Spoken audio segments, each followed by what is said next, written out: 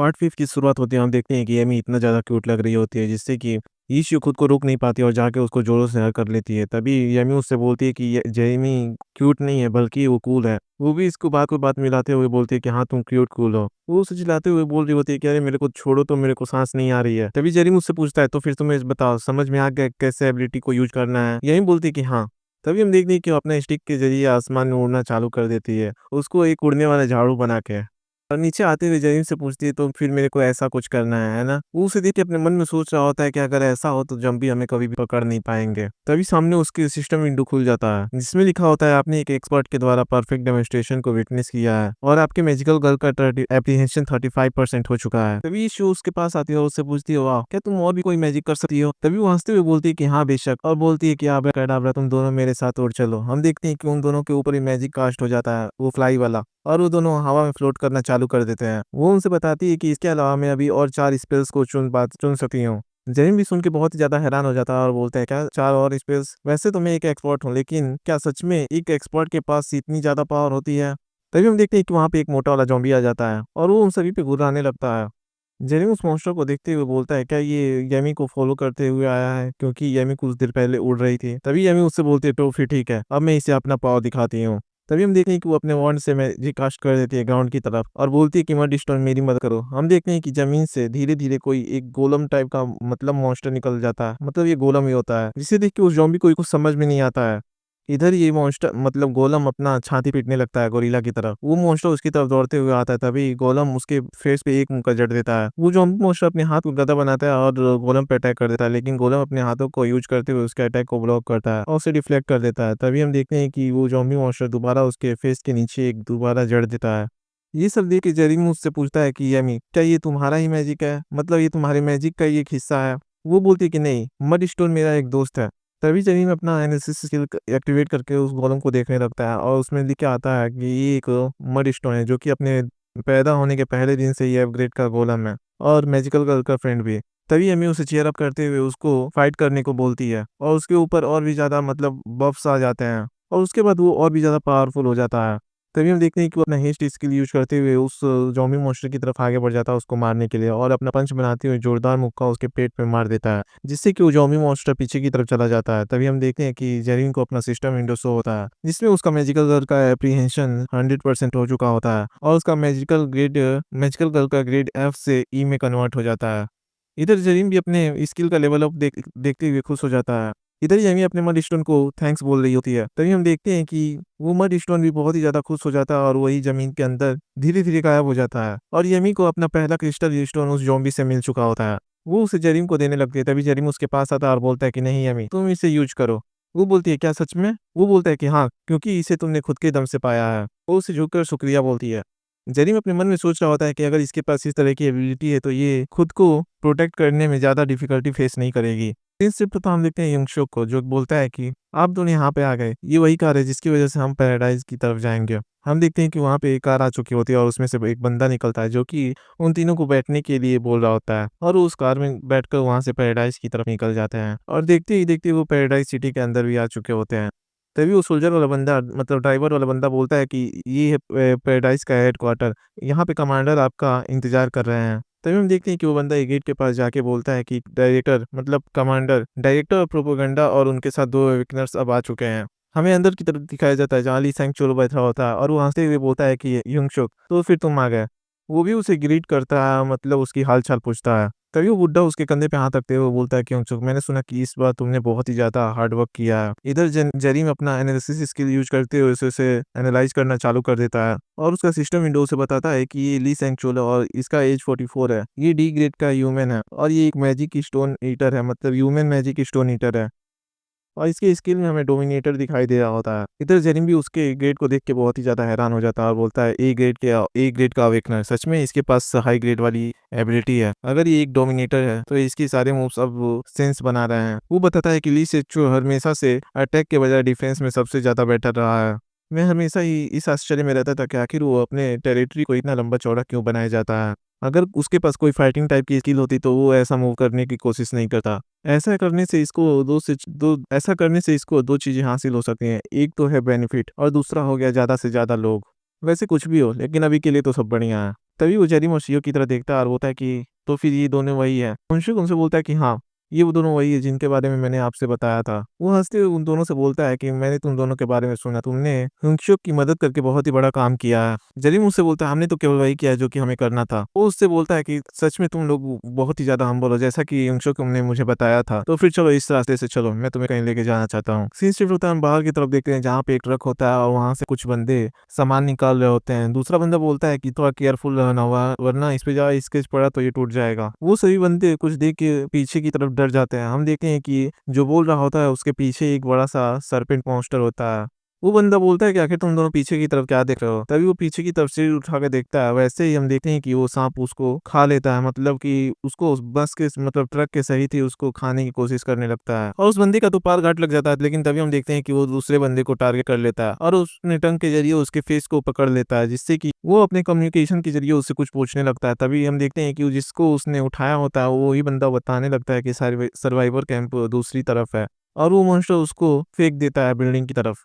तभी हम देखते हैं कि वो अपने माउथ से कुछ सोनिक वेव टाइप का कुछ आवाज निकालने लगता है और उसकी आवाज सुनते ही बहुत सारे मॉन्स्टर और ज़ॉम्बीज़ उसकी तरफ बढ़ना चालू कर देते हैं। हम देखते हैं बाहर की तरफ जहाँ पर सेंचुअल बोल रहा होता है कि तुम दोनों से बात करके मुझे बहुत ही ज्यादा खुशी हुई, तुम्हारा शुक्रिया जेरिम। जेरिम भी बोलता है कि हाँ, मुझे भी आपसे बात करके बहुत ही अच्छा फील हुआ। वो बोलता है कि अगर तुम्हारे पास दोबारा समय हो तो फिर से हमें विजिट करने के लिए जरूर आना। तभी युनसुक उन दोनों को बात करता देख बहुत ही ज्यादा सस्पिशियस होने लगता है, मतलब कि खुद को उनका समझने लगता है। वो बोलता है वैसे तो सेंचुअल यूजुअली किसी से इतना बात नहीं करता है, लेकिन आज उसने जेरिम से इतना ज्यादा बात किया और वो पहली बार उससे बात करके इतना ज्यादा हंसा है। ऐसा लगता है कि जरीम ने उसके ट्रस्ट को काफी हद तक पा लिया है और वो उसके बहुत ही ज्यादा करीब हो चुका है। तभी सेंचुअल उसे बोलता है यूनसुक, जबकि तुम अब हायर पोजीशन पे मूव हो चुके हो तो तुम्हें अब इन दोनों का केयर करना होगा। अगर तुम्हें किसी भी चीज की जरूरत होगी तो तुम मुझे बिना किसी दिक्कत के बोल सकते हो। वो अपना सर झुकाते हुए उससे बोलता है कि ठीक है, मैं समझ गया, मैं अपना बेस्ट दूंगा इन दोनों को सपोर्ट करने के लिए। और इतना बोलते ही सेंचुअल अपनी कार से वहां से निकल जाता है।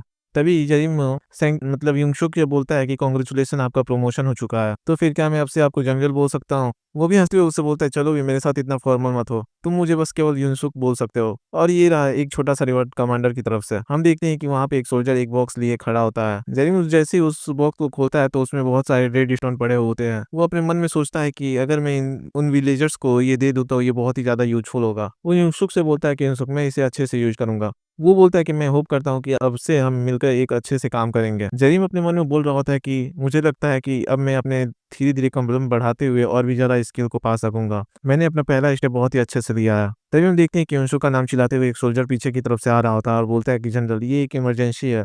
युनसुक उससे बोलता है कि आखिर क्या बात हो गई है। वो उससे बताता है कि जॉम्बी का एक बड़ा झुंड सैटेलाइट विलेज की तरह अप्रोच कर रहा है। वो भी हैरान होते हुए बोलता है, क्या एक जॉम्बी का वेव? वो सोल्जर उससे बोलता है कि हाँ, और हमें उन झुंड में कुछ अननोन क्रीचर्स भी देखने को मिले हैं। जेरिम अपने मन में सोचता है कि सैटेलाइट विलेज ये तो ठीक उस जगह के सामने पड़ेगी, मुझे लगता है कि जेरिम अभी खतरे में होगी। तभी वो युनसुक से बोलता है कि युनसुक, क्या तुम मुझे कुछ समय के लिए अपना सबसे तेज चलने वाली बाइक दे सकते हो? वो उससे बोलता है कि हाँ, मेरे साथ आओ। इधर हम देखते हैं कुछ सोल्जर को जो कि गेट की तरफ अपने फॉर्मेशन में खड़े हुए होते हैं। तभी उन सबका कैप्टन उनसे पूछता है कि आखिर वेव कितनी दूर तक आ गई है। वो सभी उसे बताते हैं कि हमें भी रिपोर्ट मिला है कि अभी वो झुंड विलेज के अंदर एंटर की है। वो अपने मन में सोचता है कि आखिर अभी ऐसा क्यों है, जबकि स्क्वाड 3 अभी के लिए काम से रिलेटेड किसी वर्क के लिए बाहर गई है। अपने मन में सोच रहा होता है कि क्या हम उस उन सभी मॉन्स्टर के सामने खड़े भी हो पाएंगे जिन्हें कि आज तक हमने कभी देखा भी नहीं है। इधर हम देखते हैं येरिम को जो कि दीवार के पीछे से देख के सभी कुछ सब कुछ नोटिस कर रही होती है और अपने मन में सोच रही होती है कि अगर यहाँ पे मिस्टर जरीम होते तो मैं पूरी तरह श्योर हूँ कि वो इनकी मदद जरूर करते हैं। तभी हम देखते हैं कि वो उन सभी सोल्जर्स के बीच में आ जाती है। तभी सोल्जर्स उसे रोकने की कोशिश कर रहे होते हैं और वो बोलती है उस कैप्टन से जाके कि मिस्टर, मैं आपकी मदद कर सकती हूँ। वो चिल्लाते हुए अपने सोल्जर से बोलता है कि तुम बेवकूफ लोग, आगे मैंने तुम सभी से कितना बार बोला है कि यहाँ से विलेजर्स को इवैक्यूएट करो। तभी हमें उससे बोलती है कि मैं एक अवेकनर हूँ और मेरे पास भी एक स्किल है। वो हैरान होते हुए उससे बोलता है, क्या तुम्हारे पास सच में एक स्किल है? वो उससे बोलती है कि हाँ, तो प्लीज मेरे को भी हेल्प करने दो। तो ये कैप्टन उससे बोलता है कि क्या मैं तुमसे पूछ सकता हूँ कि आखिर तुम्हारे पास किस टाइप का स्किल है? तो उससे बोलती है कि मैं ट्रांसफॉर्म हो सकती हूँ और मैजिक को यूज कर सकती हूँ। वो भी हैरान होकर बोलता है, क्या मैजिक? तभी हम देखते हैं कुछ सोल्जर को जो बोलते हैं कि वो सभी करीब आ चुके हैं। जब हम देखते हैं कि ज़ॉम्बी मॉन्स्टर की पूरी सेना विलेज की तरफ बढ़ रही होती है। सोल्जर्स बोल रहे होते हैं, ये तो सच में बहुत ही ज्यादा क्रेजी है, क्या वो सच में मॉन्स्टर्स हैं? हम देखते हैं कि वहाँ पे 5-5 स्नेक वाले मॉन्स्टर्स होते हैं। तभी उनका कैप्टन उसे बोलता है कि हमें तब तक के लिए इन्हें रोक के रखना होगा जब तक कि पैराडाइज से रीइंफोर्समेंट ना आ जाए। अगर तुम सभी सर्वाइव करना चाहते हो तो ऐसे फाइट करो जैसे कि ये तुम्हारा अंतिम दिन हो, तो फिर रेडी हो जाओ, वो सभी हमारी तरफ आ रहे हैं। तभी हम देखते हैं कि वहाँ पे कुछ अचानक सी लाइट चमकती है और वो सर्पेंट मॉन्स्टर भी उसे देख के कुछ देर के लिए रुक जाते हैं। तभी हम देखते हैं कि वहाँ से हमारी यमी बाहर निकल के आती है। तभी कैप्टन उनसे चिल्लाते हुए बोलता है कि जल्दी करो, इन पे फायर करना स्टार्ट करो। देखते ही देखते वो सारे सोल्जर्स उन सब पे फायरिंग करना स्टार्ट कर देते हैं, जिनका उन ज़ॉम्बी मॉन्स्टर पे कुछ भी असर नहीं हो रहा होता, बल्कि वो उसे और भी गुस्सा दिला देते हैं। तभी हम देखते हैं एक जोरदार अटैक उनकी तरफ आगे बढ़ के आता है और उन सब पे लैंड हो जाता है, और ये एक शायद इलेक्ट्रिक अटैक होता है। तभी कैप्टन चिल्लाते हुए बोलता है कि हमारी तरफ एक अवेकनर है, तो फिर बिना डरे फाइट करो। हम देखते हैं कि उस अटैक को येमी ने किया होता है। तभी एक दूसरा सोल्जर चिल्लाते हुए बोलता है, जल्दी करो, वो हमारी तरफ आ रहे हैं।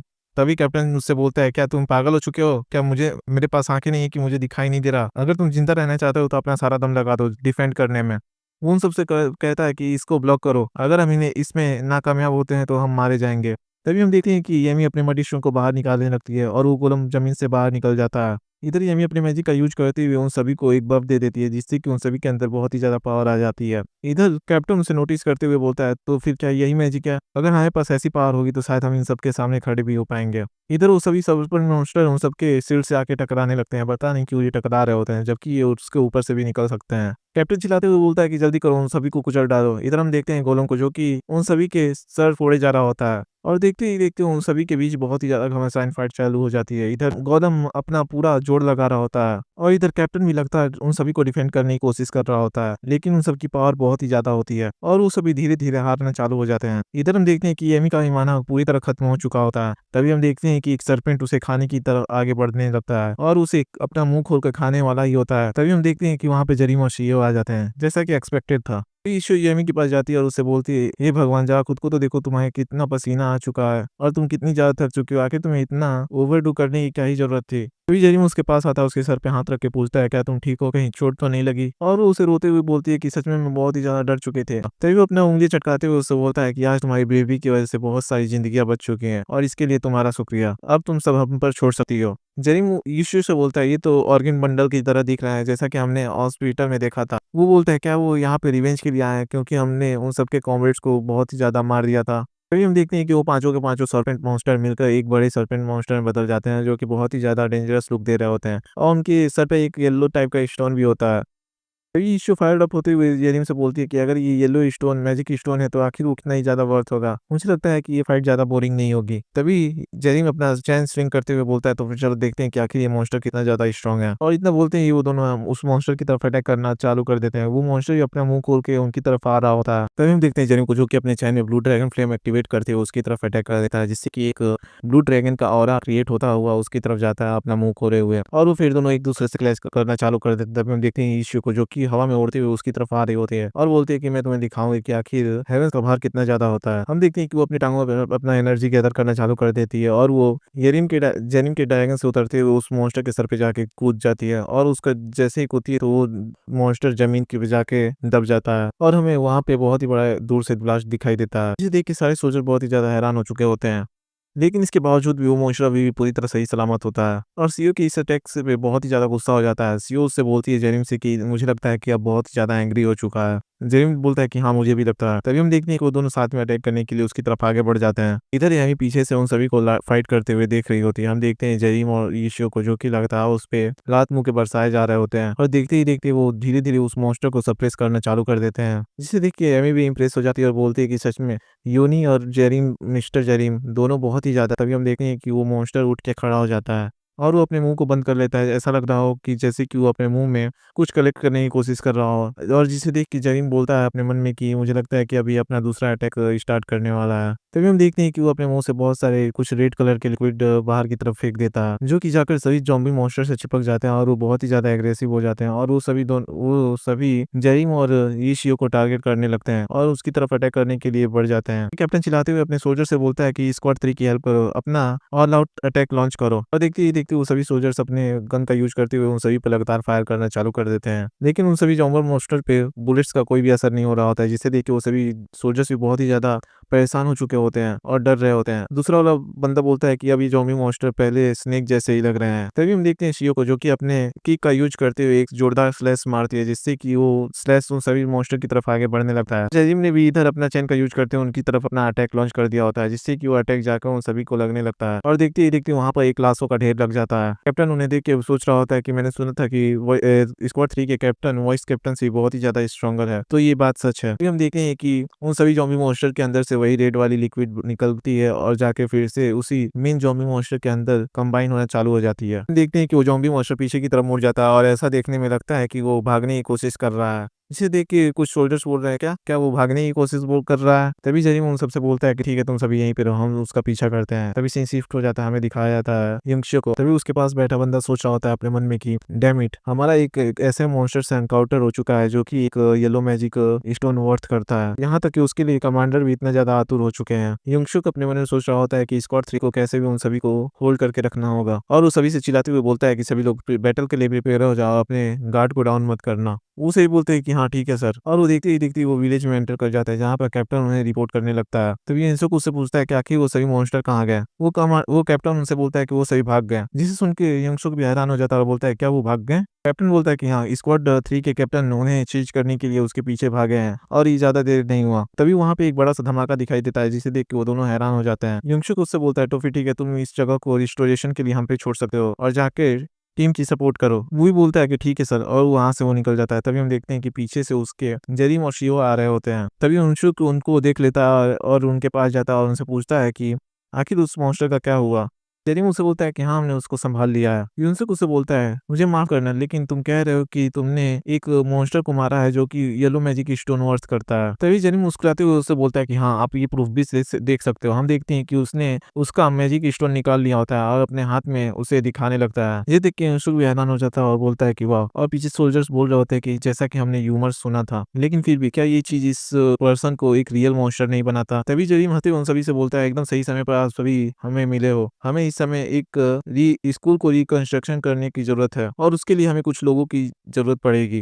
मेरे को लगता है कि काम बहुत ही ज्यादा स्मूथली जाएगा अगर यहाँ पे खड़े लोग सभी हमारी मदद करते हैं तो। सीन शिफ्ट होता है पैराडाइज सिटी की तरफ दिखाया जाता है जहाँ पे कुछ गार्ड बाहर की तरफ गार्डिंग का काम कर रहे होते हैं और एक बंदा उबासी दे रहा होता है। तभी उसे कुछ आते हुए दिखाई देता है और देखता है अपने सामने की बहुत सारी ट्रकें गाड़ी आ रही होती है और उसे देख के बोलता है ये तो हैमर गैंग है और वो अपने वॉकी टॉकी पर रिपोर्ट करने लगता है कि कमांडर यहाँ पे हैमर गैंग आ चुकी है, प्लीज हमारे मदद के लिए लोगों को भेजें। तभी हम देखते हैं कि उस ट्रक के ऊपर से एक बुढ़ा बंदा निकलता है जो कि टकला होता है और वो उन सबसे बोलता है और वो बोलता है क्या तुम्हें लगता है कि उतना काफी होगा हमें रोकने के लिए। इस बंदे का नाम बताया जाता है जो कि होता है क्वाक डोपाल, जो कि 61 ईयर्स का है और ये हैमर गैंग का बॉस है। वो अपने सामने पैराडाइज सिटी को देखता है और बोलता है ऐसा लगता है किली सेंगशुल ने कुछ ज्यादा ही तरक्की कर ली है। तभी वो अपने कॉमरेड्स को बोलता है कि हे दोस्तों, अब समय आ चुका है अपने ब्रदर्स को अवेंज करने का, जल्दी करो, गैस उन सब की तरफ फेंको, जल्दी करो, आगे की तरफ बढ़ो। वो सही बोलते हैं कि हाँ, हम अपने बॉस को फॉलो करेंगे और इतना बोलते ही वो सभी आगे बढ़ने लगते हैं, जिसे देख के वो सभी सोल्जर्स घबरा जाते हैं और बोलते हैं डैम इट, सभी को शूट कर डालो। हम देखते हैं कुछ धड़ाधड़ फायरिंग करना चालू कर देते हैं। तभी हम देखते हैं इधर को अग्रवाल जो कि अपना मैजिक करना चालू कर देता है और सिस्टम विंडो पे लिखे आता है कि व्हीकल मॉडिफिकेशन एक्टिवेट हो चुका है। साफ तौर पे तुम सभी समझ जाओ कि इस बंदे के पास ट्रांसफॉर्मर्स वाली एबिलिटी है। देखते ही देखते उसके ट्रक से 2 हाथ निकल आते हैं। वो सभी सोल्जर्स इस नजारे को देख के बोलते हैं ये तो बहुत ही ज्यादा क्रेजी है। इधर डोपाल के गैंग वाले बहुत ही ज्यादा खुश होते हैं और आगे की तरफ बढ़ रहे होते हैं। सीन शिफ्ट होता है विलेज की तरफ दिखाया जाता है जहाँ पे कंस्ट्रक्शन का काम चल रहा होता है और यमी भी अपनी मैजिक का यूज करते हुए उन सभी को सपोर्ट कर रही होती है, मतलब उन सभी को बफ दे रही होती है जिससे कि उन सभी के अंदर एनर्जी आ जाती है और वो काम जल्दी जल्दी करना चालू कर देते हैं। यमचो की उसे देखते हुए बोलता है कि इस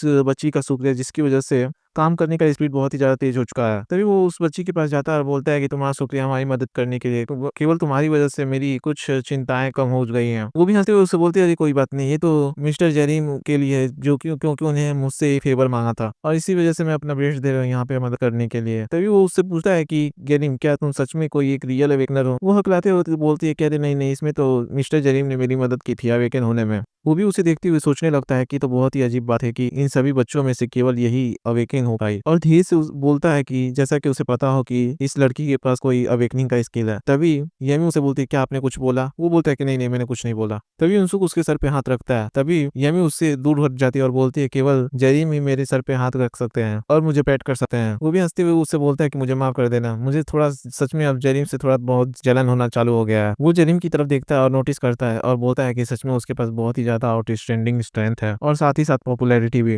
हालांकि उसके पास जो कुछ भी हो, लेकिन ये सब कुछ उसकी पर्सनालिटी का एक छोटा सा पार्ट भी हो सकता है। अगर सच में उसके पास कुछ ऐसी एबिलिटी है जिससे कि वो दूसरे अवेकनर्स के स्किल को रिकॉग्नाइज कर सकता है, तो फिर शायद मुझे इसी सीक्रेट को अपने मरते दम तक अपने साथ लेके चलना होगा। और ये बोलते बोलते वो इस इविल स्माइल भी दे रहा होता है। तभी हम देखते हैं एक सोल्जर दौड़ते हुए उसके पास आया होता है, बोलता है कि चीफ ये एक अर्जेंट है, पता नहीं इन सब का हमेशा अर्जेंट ही क्यों होता है। वो उससे बोलता है कि हैमर किंग ने पैराडाइज के ऊपर अटैक कर दिया है। जिस सुनकर हिंगशो हैरान हो जाता है और बोलता है क्या? जेरिन ने भी उस बात को सुन लिया होता है और बोलता है कि आखिर हैमर गैंग अभी क्यों आ गई? तभी सीईओ उससे बोलती है क्या आखिर ये हैमर गैंग है कौन? वो उससे बताता है कि ये एक पॉपुलर एसोसिएशन है जो कि मैंने नाइटमेयर में देखा था। वो उससे पूछती है कि क्या वो भी सीड इतने ही बुरे हैं? वो उससे बोलता है कि उससे भी ज़्यादा वो अपने मैडनेस के लिए फेमस हैं और यही चीज़ उन सभी को सबसे अलग बनाती है। वो एक्सट्रीमली ब्रूटल है। इधर हम देखते हैं कि पैराडाइज सिटी में ज़ॉम्बी मॉन्स्टर का भी अटैक हुआ होता है जहाँ पर लोग भाग रहे होते हैं। और मैं बता दूं ये जो सीन चल रहा है वो जेरिम के नाइटमेयर का सीन है। अभी हम देखते हैं कोई चैन का यूज करते हुए किसी ज़ॉम्बी मॉन्स्टर को मार देता है और ये हमारा जेरिम होता है। वो सभी से बोल रहा होता है कि जल्दी करो यहाँ से भागो। वो बताता है कि उस समय मैं सभी को सेव करने में बहुत ही ज्यादा बिजी हो गया था। तभी उन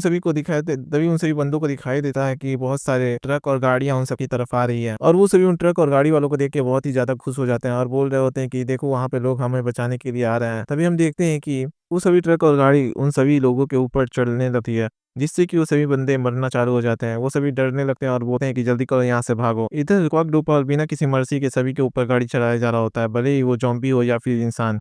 तभी कुछ देर बाद जेरिम अपने सामने देखा है जहाँ पे इंसान और मॉन्स्टर दोनों की लाशें लग चुकी होती है और पीछे से डोपाल हंसते हुए बोल रहा होता है कि सच में तुम एक लक्की गाय हो जो कि तुम इस सिचुएशन में सरवाइव कर पाए। जेरिम उससे बोलता है कि क्या क्या तुम एक इंसान भी हो? आखिर तुम सर्वाइवर के साथ ऐसा कैसे कर सकते हो? वो उससे बोलता है क्या वो सर्वाइवर्स थे ना कि जॉम्बीज? तो फिर क्या हुआ? क्या हो कि अगर वो पहले से ही किसी मॉन्स्टर द्वारा बाइट कर दिए गए हों? जेरिम चिल्लाते हुए बोलता है कि लेकिन फिर भी तुम्हें उन सबकी मदद करनी चाहिए थी। तभी वो गुस्से में दांत पूछते हुए उससे बोलता है अगर क्या हो कि मेरे लोग डेंजर में पड़ जाए तो फिर तुम उनकी रिस्पॉन्सिबिलिटी लोगे और अगर तुम ऐसा नहीं कर सकते तो तुम चुप रहो। यहाँ पे भी इस बंदे ने इस बात सही कही होती है, अगर ये बचाने की कोशिश करेगा तो इसके बंदे मारे जाएंगे। वो सीईओ से बताता है कि वो मेरा पहली बार था जब मैं क्वाक डोपाल से मिला था, हैमर गैंग का बॉस।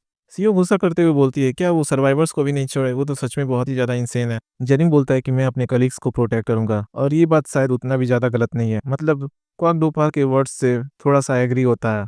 तभी उन दोनों के पास सिंगचुक आता है और बोलता है कि ट्रेटर्स हमारे पैराडाइज सिटी के अंदर घुस चुके हैं और अटैक कर रहे हैं। हम मुझे लगता है कि हमें जितनी जल्दी हो सके उतनी जल्दी वापस चलना चाहिए। जेरिन बोलता है कि चूंकि हमारे पास एक बाइक है तो हम वहां पर जल्दी जा सकते हैं और वो सीईओ से बोलता है कि चलो चले। वो अपना बाइक उठाते हैं और पैराडाइज की तरफ निकल जाते हैं। जेरिन ने अपने बाइक का स्टेल्थ मोड एक्टिवेट कर दिया होता है जिससे कि वो बाइक गायब हो चुकी होती है।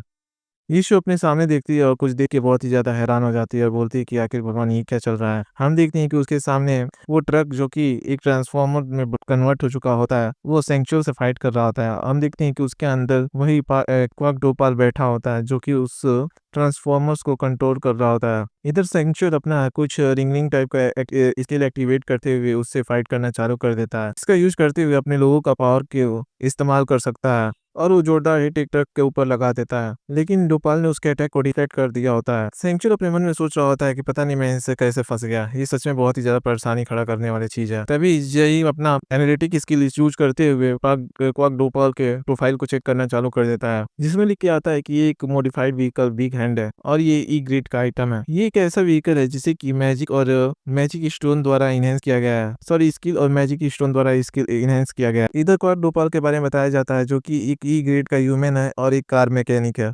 तभी डोपाल सेंचो से बोलता है कि सेंचो आखिरकार तुम कब तक मुझको एक चूहे की तरह अवॉइड करते रहोगे? तभी सेंचो उससे बोलता है क्या तुम्हें भूलने की बीमारी है? आखिर पिछली बार कौन था जो कि बच के यहाँ से भागा था? तभी डोपाल गुस्सा करते हुए बोलता है कि आखिर तुम्हारे जैसा बंदा मेरे से ऐसे बातें कैसे कर सकता है? वो चिल्लाते हुए बोलता है कि मैं अपने भाइयों की ग्रज की एक्सचेंज में तुम्हारी जिंदगी लेके रहूंगा। इतना बोलते ही वो अपने हाथों से एक गन बना लेता है, मतलब अपने मैकेनिक हाथों से एक गन बना लेता है और उसमें से एक बहुत ही ज्यादा फायर फ्लेम उसकी तरफ थ्रो कर देता है जिसे देख के सेंचुरी परेशानी महसूस करता है, लेकिन वो अपने स्टिक्स को घुमाने लगता है जिससे कि वो फायर उसकी तरफ नहीं पहुंच पाती और फिर से वो अपने 30 मैन पावर का यूज करते हुए अपने स्विंग करने की स्पीड को और तेज बढ़ा देता है जिससे कि उसकी स्टिक और भी ज्यादा तेज स्विंग करने लगती है। तभी डोपाल चिल्लाते हुए उसे बोलता है कि बास्टर आके तुम्हें क्या लगता है कि तुम कहाँ जा रहे हो? मैं तुम्हें इस बार तुमसे बदला लेके रहूंगा।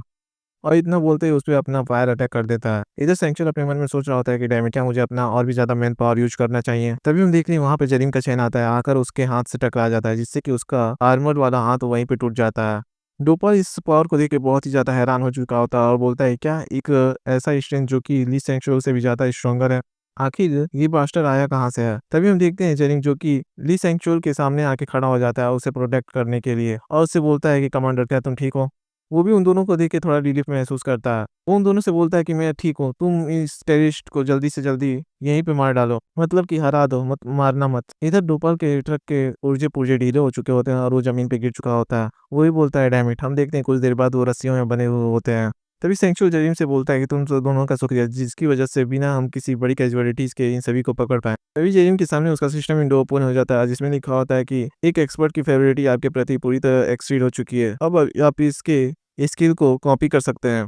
इधर जेरेमी अपने मन में सोच रहा होता है कि क्या मुझे इसके लिए इसका थैंकफुल होना चाहिए चूँकि मेरे बारे में ये ऐसा सोच रहा है। और वो इतना बोलते ही वो अपना ट्रांसमिशन स्किल एक्टिवेट कर लेता है जिससे कि उन दोनों के बीच में एक मैजिक सर्कल बन जाता है और उसका स्किल ट्रांसफर होना चालू हो जाता है। और कुछ देर के अंदर ही उसका स्किल सक्सेसफुली ट्रांसफर हो जाता है। रिगनिंग स्किल जो कि F ग्रेड का है, हमें इस स्किल के बारे में बताया जाता है जिसका यूज़ अपने मैन पावर को बढ़ाते हुए अपने स्ट्रेंथ को इंक्रीज किया जा सकता है। सेरिम बोलता है क्या मैन पावर, अब इसका क्या मतलब है? सिस्टम बताता है कि मैन पावर एक ऐसी पावर है जो कि माना यूज करते हुए आपके बॉडी को स्ट्रेंथन कर सकता है। नहीं तभी उसके पीछे सेंचुर आता है और बोलता है जेरिम क्या हुआ? तभी जेरिम बोलता है कि नहीं नहीं कुछ भी नहीं, मैं बस थोड़ा सा कुछ सोच रहा था। इधर हम देखते हैं क्वाक रूपाल और उसके बंदे रस्सियों में बंधे होते हैं। तभी सेंचुर उसके पास आता है, उससे बोलता है क्या तुम्हारा कोई इरादा है सिर जॉइन करने का? तभी वो गोपाल चिल्लाते हुए उससे बोलता है जल्दी करो, अब ये बकवास की बातें करना मुझसे बंद करो और मुझे मार डालो। तभी सेंचुर उससे बोलता है कि मैं केवल तुम्हें ही नहीं मारूंगा बल्कि तुम्हारे हैमर गैंग के सभी लोगों को मार डालूंगा। कैसा होगा अगर मैं तुमसे ऐसा बोलूं तो? तभी वो चुप हो जाता है और अपने लोगों की तरफ देखना चालू कर देता है। तभी जेरिम उससे बोलता है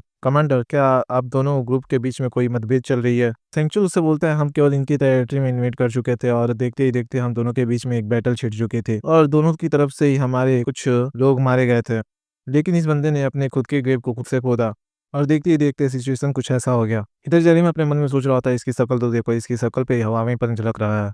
जेरिम उससे बोलता है तो फिर ये बिजनेस? तभी सेंचुअल उससे बोलता है कि यहाँ पे बहुत सारे नंबर में विक्टिम्स हुए हैं, मतलब कि लोग मारे गए हैं। मैं इस मैटर को केवल ऐसे ही नहीं छोड़ सकता, मैं इस चीज़ को एग्जीक्यूशन के साथ आगे बढ़ाऊंगा, मतलब ये उन सभी को मार डालेगा। जेरिम उनसे बोलता है यहाँ पे बहुत सारे लोग हैं जिनके पास अच्छी भी स्किल्स है, आपको नहीं लगता कि ये पूरी तरह वेस्ट होगा? सेंचुअल बोलता है तुम भले ही यहाँ पे सही हो लेकिन अब मेरे पास कोई रास्ता नहीं बच चुका है इन सभी को मनाने का। अगर ये ऐसे ही रिफ्यूज करता रहा तो मैं इसके फैमिली मेंबर्स को मार डालूंगा। जेरिम अपने मन में सोच रहा होता है कि एक ऐसी ऑर्गेनाइजेशन है जिनका यूज किन्हीं और दूसरे कामों के लिए किया जा सकता है, मैं इन सबके साथ ऐसा कुछ नहीं होने दे सकता। जेरिम उससे बोलता है तो फिर हमें इन सभी को सोचने के लिए 3 दिन का समय दे देना चाहिए, मैं कोशिश करूंगा इसे मनाने की। सेंचुअल बोलता है 3 दिन, क्या ये पॉसिबल भी है? जेनिम बोलता है कि हाँ, मैं कॉन्फिडेंट हूँ क्योंकि मेरे पास कुछ खोने को है भी नहीं। सेंचुरी भी अपने मन में सोचता है चलो ठीक है, इसमें कोई बात नहीं है, केवल मेरे 3 दिन ही वेस्ट होंगे। सेंचुरी उसके पास आता है बोलता है मुझे तुम्हारा ये एंथुजियाज्म बहुत ही ज़्यादा अच्छा लगा, तो फिर ठीक है मैं तुम पे भरोसा करता हूँ। तभी वो अपने सोल्जर्स को ऑर्डर देते हुए बोलता है कि इन सभी टेररिस्ट को प्रिजन कैंप में ले जाओ। वो सभी सोल्जर्स उन सभी को प्रिजन कैंप की तरफ ले जाना चालू कर देते हैं। हम इधर देखते हैं पार्क सीईओ को और जेरिम को, जो सीईओ बोलती है उससे कि आखिर अब हम क्या करें। जेरिम उससे बोलता है पहले तो मैं अपनी नई स्किल को देखूंगा जो कि मुझे अभी अभी मिला है। सीईओ उससे बोलती है अच्छा तो तुम्हें एक नई स्किल मिली, आखिर किस तरीके की? जेरिम हंसते हुए बोलता है कि मैं तुम्हें बोल के नहीं करके दिखाऊंगा। तभी उसके सामने उसका सिस्टम विंडो ओपन होता है जिसमें लिखा होता है रिंगिंग एबिलिटी एक्टिवेट हो चुकी है, मैक्सिमम अवेलेबल मैन पावर 10 है, आप इनपुट दे सकते हैं कि आपको कितनी मैन पावर यूज करनी है। तभी वो बोलता है कि 10 मैन पावर यूज कर दो और उसके साथ इतना बोलते हैं उसके चारों ओर एक एनर्जी आसपास घूमने लगती है और बहुत ही जल्दी-जल्दी उसका माना कंज्यूम होना चालू हो जाता है। लेकिन उसका स्ट्रेंथ भी बहुत ही ज़्यादा बढ़ जाता है जिससे कि वो भी महसूस करता है और देखता है कि उसका सच में पावर इंक्रीज़ हो चुका है। इधर इस चीज़ को देख के सीईओ भी हैरान हो जाती है और बोलती है क्या उसकी लाइफ फोर्स और भी ज़्यादा स्ट्रॉन्गर हो गई? इधर जेरिम अपना एक पंच बनाता है और जेरिम पे जोरदार एक हिट लगा देता है जिससे कि ज़मीन में क्रैक्स आ जाते हैं। सीईओ भी उसकी तरफ दौड़ते हुए आती है। जेरिम बोलता है कि ये इतना भी सरप्राइजिंग नहीं है क्योंकि इसने इतना ज़्यादा माना कंज्यूम किया था। वो अपने मन में सोच रहा होता है कि अगर 10 मैन पावर को यूज़ करने के लिए इतना माना कंज्यूम करता है तो आखिर सेंचुअल इसे कैसे यूज़ करता होगा? मैं इस बात से तो प्रीटी श्योर हूँ कि इसने 10 मैन पावर से भी ज़्यादा मैन पावर का यूज़ किया था। अगर मैन पावर की शक्ति कुछ ऐसा कर सकता है तो फिर ली सेंचुअल वो मेरी इमेजिनेशन से भी स्ट्रॉन्गर हो सकता है। तभी शियो उसके पास आते और बोलती तो फिर आखिर तुम उन सभी हैमर गैंग के लोगों को कैसे मनाने वाले हो? क्योंकि केवल उस बंदे को देखने से ही पता चल जाता है कि आखिर वो बंदा कितना ज्यादा जिद्दी है। हंसते हुए जेरी मुझसे बोलता है कि इसके भी बहुत सारे रास्ते हैं। जेरी मुझसे बोलता है कि अब हम हैमर गैंग के बेस की तरफ जाने वाले हैं, रेडी हो जाओ। सीओ उससे बोलते क्या आखिर अब वहाँ पे क्या है? जेरिम बोलता है कुछ ऐसा जिससे कि पूरा गेम चेंज हो सकता है। यहाँ पे एक हाईली चांस हो जाता है कि पार्क डोपाल की ग्रैंड डॉटर एक स्किल अवेकनर हो। सीईओ बोलती है क्या एक स्किल अवेकनर? वो बोलता है कि हाँ ये थोड़ा शॉकिंग हो सकता है। जब मेरा 43वां नाइटमेयर था तब मैं उन सभी के साथ हैमर गैंग के अंदर आ चुका था जिससे कि मैं उन सभी को समझ पाऊँ। इधर वो सभी अपनी जीत की खुशी में पार्टी कर रहे होते हैं। इधर डोपाल अपना बोतल गटकते हुए बोलता है जेरिम तुम्हें पता है कि आखिर मैंने अपने गैंग का ग्रुप का नाम हैमर गैंग क्यों रखा है? जेरिम बोलता है कि नहीं मैं उतना भी ज्यादा क्यूरियस नहीं हूँ। डोपर बोलता है, मुझे लगता है कि तुम क्यूरियस हो और उसके पीछे जो रीज़न है, तभी हम देखते हैं कि वो अपना एक फ़ोटो निकाल देता है जिसमें उसकी डॉटर भी होती है। वो है मेरा नाम, जो कि मेरे रिपेयर शॉप का नाम है, जिसे कि मैं ऑपरेट किया करता था, हैमर रिपेयर शॉप। और इतना बोलते ही ज़ोरों-ज़ोरों से हँसने चालू कर देता है। दिखाया जाता है उस पिक्चर में उसके शॉप का नाम 77 street hammer repair shop. Jamie उससे बोलता है, अच्छा ये जो साइड में खड़ी रंग है, वो बोलता है कि हाँ, ये उसकी तब की फोटो है जब वो मिडिल स्कूल में हुआ करते थे। क्या तुम्हें नहीं लगता है कि वो ज़्यादा स्मार्ट है? वो एक दिन के अंदर ही 5 कॉन्ट्रैक्ट्स को कंप्लीट कर देती थी। और उससे भी ज़्यादा बड़ी बात ये है कि उसने 100 से भी ज़्यादा कॉन्ट्रैक्ट्स को अभी तक कंप्लीट कर चुका है, बिना किसी चीज़ में घपला किए। मतलब पैसों का घपला। वो बोलता है कि सच में वो बहुत ही बड़ी जीनियस है। अगर अभी ये हेल्थ जैसी सिचुएशन क्रिएट नहीं हुई होती, तो वो अभी उसका नाम बहुत ही ज़्यादा फ़ेमस हो चुका होता। तभी हम देखते हैं कि उसकी डॉटर आ जाती है और बोलती है, "ग्रैंडपा, क्या आप ड्रंक हो चुके हो फिर से? अब आप मेरे को पागल किए जा रहे हो।" तभी वो जरीम की तरफ देखती है और चुप हो जाती है। सीन शिफ्ट होता है प्रेज़ेंट में, हम देखते हैं कि जरीम यिशियो को अपने पीछे बैठा के हैमर गैंग की बेस की तरफ जा रहा होता है। हमें दिखाया जाता है हैमर गैंग का बेस, जहाँ पर जरीम अपने बाइक को स्टेल्थ मोड पे लेते हुए आ चुका होता है और वो अपने मन में सोच रहा होता है कि वो हमें इधर ही कहीं मिलने वाली है। तभी वो अपने सामने देखता है और बोलता है कि मैंने उसे ढूँढ लिया। हम देखते हैं कि उसके सामने डोपाल की डॉटर खड़ी होती है, जो कि पौधों को पानी दे रही होती है। वो अपना एनालिसिस स्किल यूज़ करते हुए उसके प्रोफ़ाइल को देखना चालू कर देता है, जिसमें उसका नाम क्वार्क सेरोंग आता है और एज 18 आता है, अनक्लासिफाइड ह्यूमन मेडिएटर। जिसे देख के जेरिन खुश हो जाता है और बोलता है कि जैसा कि मुझे पता था, ये भी एक स्किल को अवेकन कर सकती है, लेकिन अभी तक इसका स्किल अवेकन नहीं हुआ है। इशियो भी उसे नोटिस करती है और बोलती है, अच्छा तो ये वही अवेकनर है, उस आदमी की ग्रैंडडॉटर। जेरिन बोलता है कि वो आदमी, उसका इसके प्रति उसके दिल में एक सॉफ्ट कॉर्नर है।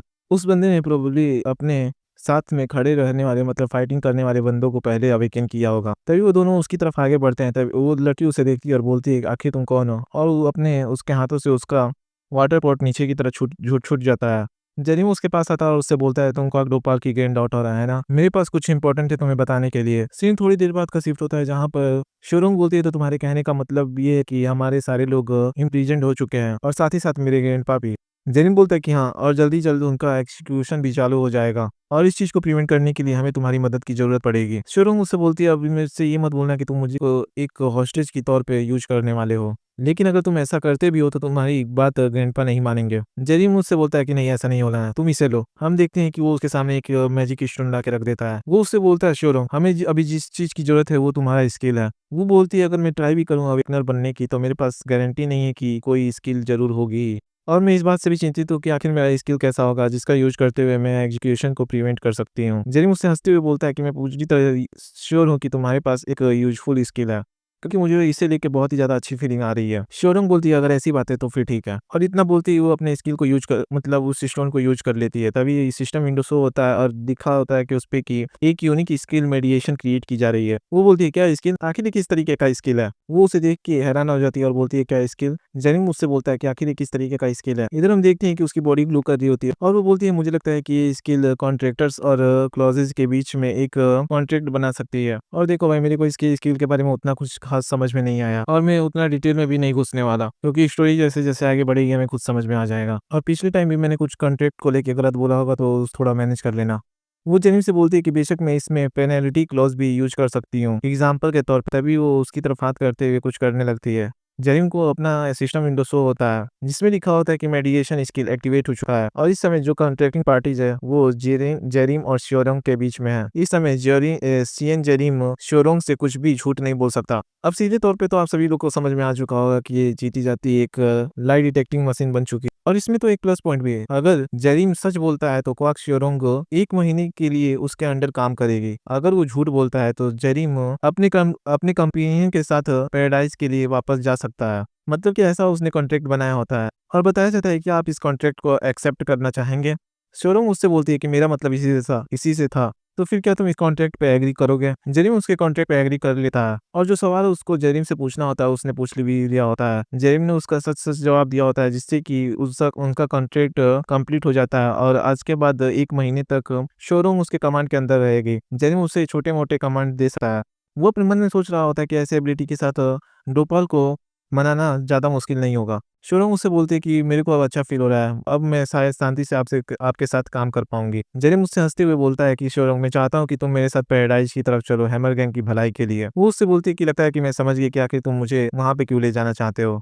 सीन शिफ्ट होता है, हमें एक रीजन का सीन दिखाया जाता है जहाँ डोपल एक चेयर पे बंधा हुआ बैठा होता है। सोल्जर उससे बोलते हैं कि कॉक डोपल स्क्वाड 3 के लीडर तुमसे 30 मिनट्स के लिए कुछ मिलना चाहते हैं और बात करना चाहते हैं। वही बोलता है क्या?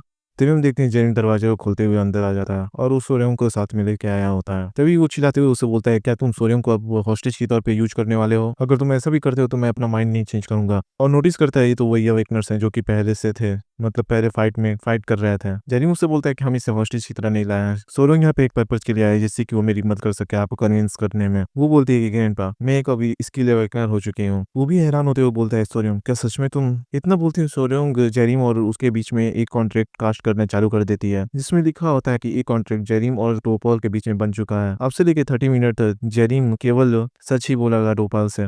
अगर यहाँ पे जेरिम झूठ बोलता है तो वो 2 बार उबासी लेगा।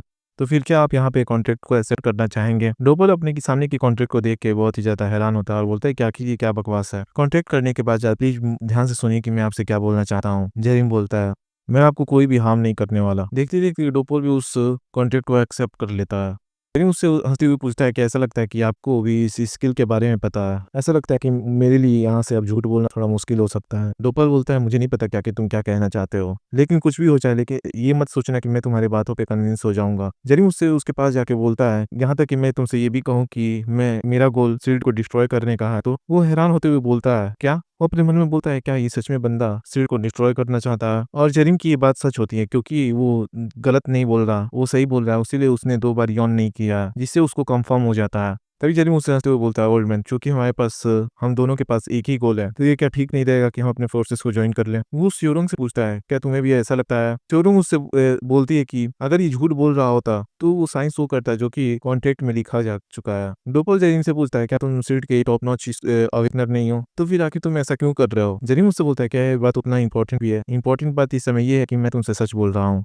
डोपल अपने मन में सोच रहा होता है कि सच में इसके पास ग्रेट पावर है और इससे मैनिपुलेट नहीं किया जा सकता। तभी वो सीरियस टोन में उससे पूछने लगता है कि आखिर तुम क्या चाहते हो? जेरी उससे बोलता है कि मैं इस समय ली सेंचुर को पकड़ना चाहता हूँ, तो प्लीज इस समय अपने प्राइड को साइड में रख के अभी सील्ड की बातें मान लो क्योंकि इसमें ज्यादा समय नहीं लगने वाला। डोपाल उसे चिढ़ाते हुए बोलता है कि मुझे पता है कि तुम बहुत ही ज्यादा स्ट्रांग हो, लेकिन ली सेंचुअल वो तुमसे ही बहुत ही ज्यादा स्ट्रांग है जैसा कि तुम इमेजिन भी नहीं कर सकते। वो अपने फ्लैशबैक में जाके उसकी लड़ाई को अपना याद कर रहा होता है कैसे उसने 100 मैन पावर का यूज करते हुए उसको डिफीट किया था और वो सभी वहां से धूम दबा कर भाग गए थे। वो अपने मन में बोलता है कि मैं केवल अपने कॉमरेड की सेक्रीफाइस की वजह से वहां पे उससे भाग पाया। वो जानलेवा शक्ति उसने प्रीवियस बैटल में अपनी आधी शक्ति भी नहीं दिखाई थी। वो जेरिम से बोलता है मैं ये नहीं सोच पा रहा कि आखिर तुम ली सेंगचुअल को कैसे पकड़ोगे, क्या होगा अगर हम अपने इस काम में फेल हो जाते हैं तो? तभी जेरिम उसके पास जाता है और उसे डार्क लुक में बोलता है क्योंकि मुझे फ्यूचर पता है तो तुम्हें चिंता करने की कोई जरूरत नहीं। और ये बात सुनकर वो स्योरोंग की तरफ देखता है कि ये झूठ बोल रहा है कि नहीं। वो उससे बोलता है कि मैंने स्योरोंग को इसलिए इनकरेज किया अपने स्किल को अवेकन करने के लिए क्योंकि उसके पास पोटेंशियल था। स्योरोंग अपने ग्रैंडफादर से बोलती है कि अगर वो झूठ बोल रहा होता तो वो 2 बार यौन करता। डोपल बोलता है जेरिम से कि अब मैं से ये मत बोलना कि ये भी तुम्हारा एक स्किल है। जेरिम उससे बोलता है कि नहीं ये मेरा एक स्किल नहीं है और इसके अलावा भी मेरे पास बहुत सारी सीक्रेट्स हैं। जेरिम बोल रहा होता है कि मुझे मालूम है कि सेंचुअल हमारे इमेजिनेशन से भी बहुत ही ज्यादा स्ट्रॉन्गर है। इधर डोपोल अपने मन में सोच रहा होता है कि अगर उसे सच्चाई पता है तो इसे एक बार ट्राई करना बनता ही है। तभी वो हंसते हुए उससे बोलने लगता है कि आखिर तुम्हारा नाम क्या है? जेरिम उससे जवाब देता है कि मेरा नाम जेरिम है। डोपोल बोलता है जेरिम तो मैं तुम्हारे इस नाम को याद रखूंगा। और इसी के साथ मेरे को आज एक नया ब्रदर मिल चुका है। तभी जेरिम को उसका सिस्टम विंडो शो होता है कि 2 एक्सपर्ट्स की फेवरेटिटी तुम्हारे प्रति पूरी तरह लिमिट पर पहुंच चुकी है। अब उनकी स्किल को आप ट्रांसफर कर सकते हैं, तो क्या आप इसे करना चाहेंगे? जो कि है व्हीकल मॉडिफिकेशन और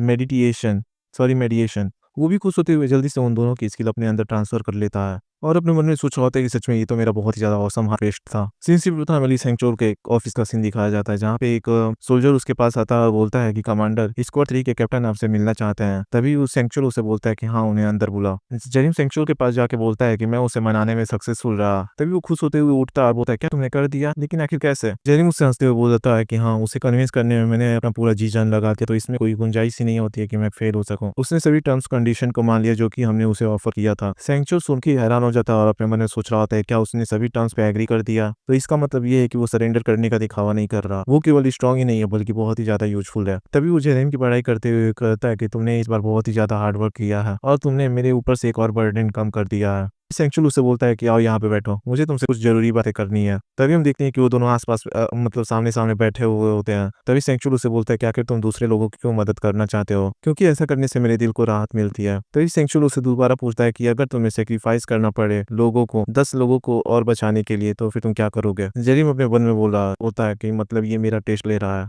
तभी वो एक इविल स्माइल के साथ उसे बोलता है कि ऑफ कोर्स मैं चूज़ करूँगा उन सभी को सैक्रिफाइस करने का। सेंचुअल की बात सुन के ज़ोरों-ज़ोरों से हँसने लगता है और अपना चश्मा उतारते हुए उससे बोलता है, क्या तुमने कभी एक्टर्स की डिफ़िकल्टीज़ के बारे में सुना है? वो लोग जो एक्टिंग में अच्छे होते हैं, वो 3 से 4 मेंटल इलनेस के भी साथ जी सकते हैं। क्या ये चीज़ एब्नॉर्मल नहीं है? ये बात मेरे लिए भी सेम है। सैम उससे बोलता है, क्या ऐसा भी है?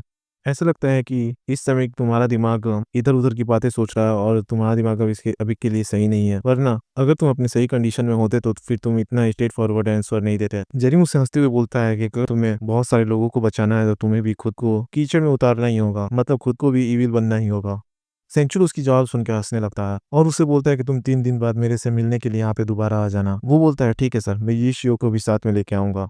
सेंचुर बोलता है, ओह! तो तुम्हारा मतलब उस वॉइस का रेफरेंस है। जेनिम बोलता है कि हाँ, वो एक ऐसी पर्सन है जिस पे मैं कंप्लीटली ट्रस्ट करता हूँ। सेंचुर बोलता है, अच्छा तो तुम्हारी वो सबसे ज़्यादा ट्रस्टवर्दी पर्सन है। ठीक है, मैं तुम्हारी बात समझ गया। हमें बताया जाता है कि 3 दिन देखते-देखते निकल गए और यहाँ पे जेरिम और इशियो फाइट कर रहे होते हैं। तभी हम दिखाया जाता है सिस्टम विंडो पे जहाँ पे इशियो का सैटिस्फैक्शन लेवल 100% तक पहुँच चुका होता है और बताया जाता है कि तुमने उसके दिल को जीतने का क्वेस्ट कंप्लीट कर लिया है। तुम्हारा D grade graduation heavenly demon martial art unlock हो चुका है, जिसे देख के वो बहुत ही ज़्यादा खुश हो जाता है। तभी हम देखते हैं वहाँ पे एक सोल्जर आ चुका होता है और बोलता है कि कमांडर आप दोनों का इंतज़ार कर रहे हैं।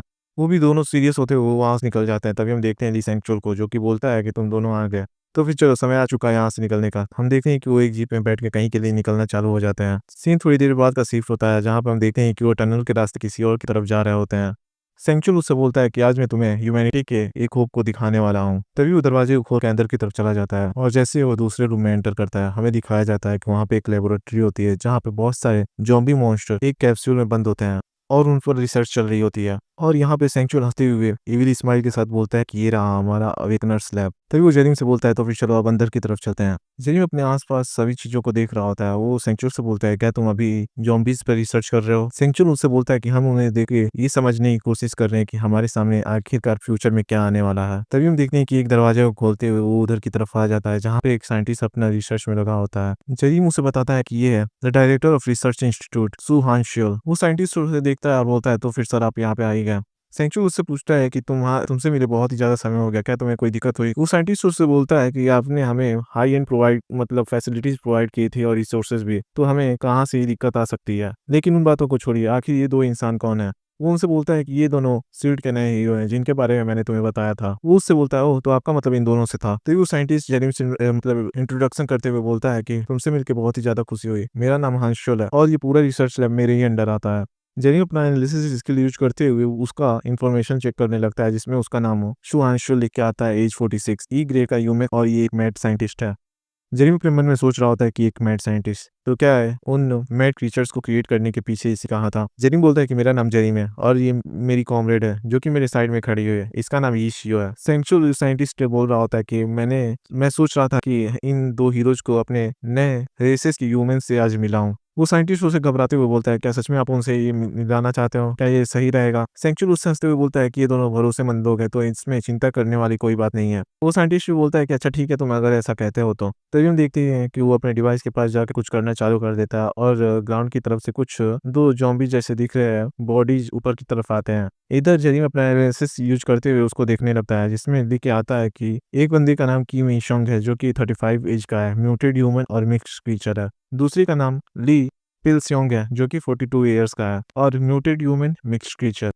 जेनिम बोलता है, क्या एक म्यूटेड ह्यूमन? तभी वो सेंचुअल से बोलता है, ये 2 लोग। तभी सेंचुअल जवाब देता है, यही हमारा न्यू ह्यूमन रेस प्रोजेक्ट है। वो बोलता है कि ये 2 लोग मेरे ब्रदर और सिस्टर हैं जो कि खुद को वॉलंटियर किया था इस प्रोजेक्ट के लिए। जेनिम उससे बोलता है, अगर तुम नए ह्यूमन के रेसेस के प्रोजेक्ट के बारे में बात कर रहे हो तो फिर तभी सेंचुअल उससे बोलता है, केवल तुम एक बार सोचो, अगर क्या होगा कि हम म्यूटेंट्स के पावर और ह्यूमंस की सोचने और समझने की शक्ति को मिला दें, क्या तुम्हें नहीं लगता कि ये बहुत ही ज्यादा अमेजिंग होगा? जेनिम हंसते हुए उससे बोलता है कि अगर ये सक्सीड हो जाता है तो ये एक सच में गेम चेंजर साबित हो सकता है। सेंचुअल बोलता है कि हाँ, इसीलिए तो ये प्रोजेक्ट है। इन दोनों ने अपने मन से म्यूटेंट्स के ब्लड को अपने अंदर इंजेक्ट करवाया था और तुम देख सकते हो कि रिजल्ट पूरी तरह सक्सेसफुल रहा और इसी तरीके से हम नए ह्यूमन रेसेस को पैदा करने वाले हैं। और हंसते हुए बोलता है क्या ये इनक्रेडिबल नहीं है। इधर जरीम अपने मन में सोच रहा होता है क्या सच में उसने इस पागल भरे प्रोजेक्ट को पूरी तरह पॉसिबल करके दिखा दिया है। ये न्यू ह्यूमन रेस प्रोजेक्ट मुझे पूरी तरह श्योर हूँ मैं पूरी तरह श्योर हूँ कि ये पूरी तरह फेल हो चुका था एक्सपेरिमेंट में रिजेक्शन की वजह से। तभी जरीम साइंटिस्ट से पूछता है कि इसमें भी तुम्हें बहुत सारी प्रॉब्लम आई होंगी, आखिर तुम इसमें सक्सीड कैसे हुए। वो साइंटिस्ट उसे बताता है कि रिजेक्शन को ओवरकम करने के लिए स्ट्रॉन्ग वाइटलिटी की जरूरत है। हालांकि वाइटलिटी कुछ ऐसा नहीं है जिसे कि आसानी से इंक्रीज किया जा सके। तभी जाके हमारे सामने वो अपीयर हुआ, द रूट। जरीन बोलता है द रूट आखिर ये क्या है। वो बोलता है कि मेरे सामने मेरे साथ था, मैं तुम्हें दिखाता हूँ। वो दोनों अंदर की तरफ चले जाते हैं और उनके सामने दिखाई देता है एक रूट जैसा दिख रहा क्रीचर। तभी सेंचुरी उन दोनों से बोलता है कि चलो मुझे इंट्रोड्यूस करने दो तुम्हें इस होप ऑफ ह्यूमैनिटी को, द रूट। जरीम अपना एनालिटिक यूज करते थे, वो उसकी तरफ देखने लगता है और उसकी इन्फॉर्मेशन जानने की कोशिश करने लगता है जिसमें उसका लिख के नाम आता है कि आपका एनालिसिस एक्टिवेट हो चुका है और ये एक ऐसी स्पीसीज है जिसका कोई नाम नहीं है और ये एक सेल है, पता नहीं किस चीज का। मतलब यहाँ पे उसकी इन्फॉर्मेशन नहीं मिल पा रही होती है। वो उसे देख के अपने मन में बोल रहा होता है क्या ये एक सेल है, बस एक सेल, लेकिन इसका साइज सेंस नहीं बना रहा ठीक उन सभी इन्फेक्टेड जॉम्बीज की तरफ। जैसा कि जरीम ने उन सभी की इन्फॉर्मेशन देखने की कोशिश की थी तो उनका कोई भी इन्फॉर्मेशन उनके सामने नहीं आ रहा होता था। वो अपने मन में बोलता है क्या ये एक ऐसा वेरिएबल है जो कि उन दोनों सिचुएशन को एक दूसरे से मैच करता है। जरीम उससे बोलता है कि क्या मैं आपसे पूछ सकता हूँ कि आखिर ये चीज है क्या। वो उसे हंसते हुए बोलता है कि ये एक ऐसा मेरेकल है जो कि कुछ को सेक्रीफाइस करने के बाद बहुतों को सेव कर सकता है। तभी वो डायरेक्टर को इशारा करता है, बोलता है डायरेक्टर। तभी डायरेक्टर मतलब वो साइंटिस्ट बोलता है कि ठीक है ये परफेक्ट समय है, अब इसके खाने का समय हो चुका है। तभी हम देखते हैं कि वो अपने कंप्यूटर पर हाथ रखता है जिससे कि जहाँ पे रूट होता है वहाँ के नीचे से एक ग्राउंड खुल जाता है और उसके नीचे से एक मोटा तगड़ा ह्यूमन निकल के आता है। तभी इश्यू यहाँ पे घबराते हुए बोलती है कि नहीं ऐसा नहीं हो सकता, क्या तुम सभी उसे एक जीता जागता इंसान खिलाने की कोशिश कर रहे हो। तभी वो साइंटिस्ट बोलता है कि ऐसी बात नहीं, वो एक क्रिमिनल है जिसने कि बहुत सारे सिविलियंस को मारा है और उनकी सामान को चोरी किया है। चूंकि वो डिजर्व करता है मरना तो उसके लिए सॉरी फील करने की कोई जरूरत नहीं। तभी हम देखते हैं कि वो रूट वाला मॉन्स्टर अपना बड़ा सा मुंह खोलता है और उसकी तरफ अटैक करने के लिए आगे बढ़ जाता है और उसका काम वहीं पे खत्म कर देता है। हम देखते हैं कि वहां पर बस केवल खून की छींटे ही पड़ी हुई होती हैं। तभी उसके मुंह से कुछ येलो कलर का स्टोन चमकता हुआ दिखाई देता है और वो नीचे की तरफ ड्रॉप हो जाता है और सिस्टम में लिख के आता है कि ये एक एक्सट्रीटा है फलाना ढिमकाना का। तभी वो साइंटिस्ट बोलता है कि ये एक स्टोन ऑफ लाइफ है, ये एक ऐसा ट्रेजर है जो कि ह्यूमंस के वाइटलिटी को ज़ॉम्बी से भी ज़्यादा इंक्रीज कर देता है। तभी यीशु उससे पूछती है क्या अंदर की तरफ जाना सेफ रहेगा और हाँ वो क्या वो चीज़ खाने लायक भी है। वो साइंटिस्ट बोलता है वेला अगर इसके अपीयरेंस को ना देखें तो ये खाने में थोड़ा टेस्टी है। तभी सेंचुरी जरीम से बोलता है केवल यही एक इफेक्ट नहीं है जो कि इससे हासिल हो सकता है। जब हम म्यूटेंट्स के ब्लड को इंसानों में इंजेक्ट करते हैं तो ये उसके रिजेक्शन को बहुत ही ज़्यादा तर पे डिक्रीज कर देती है।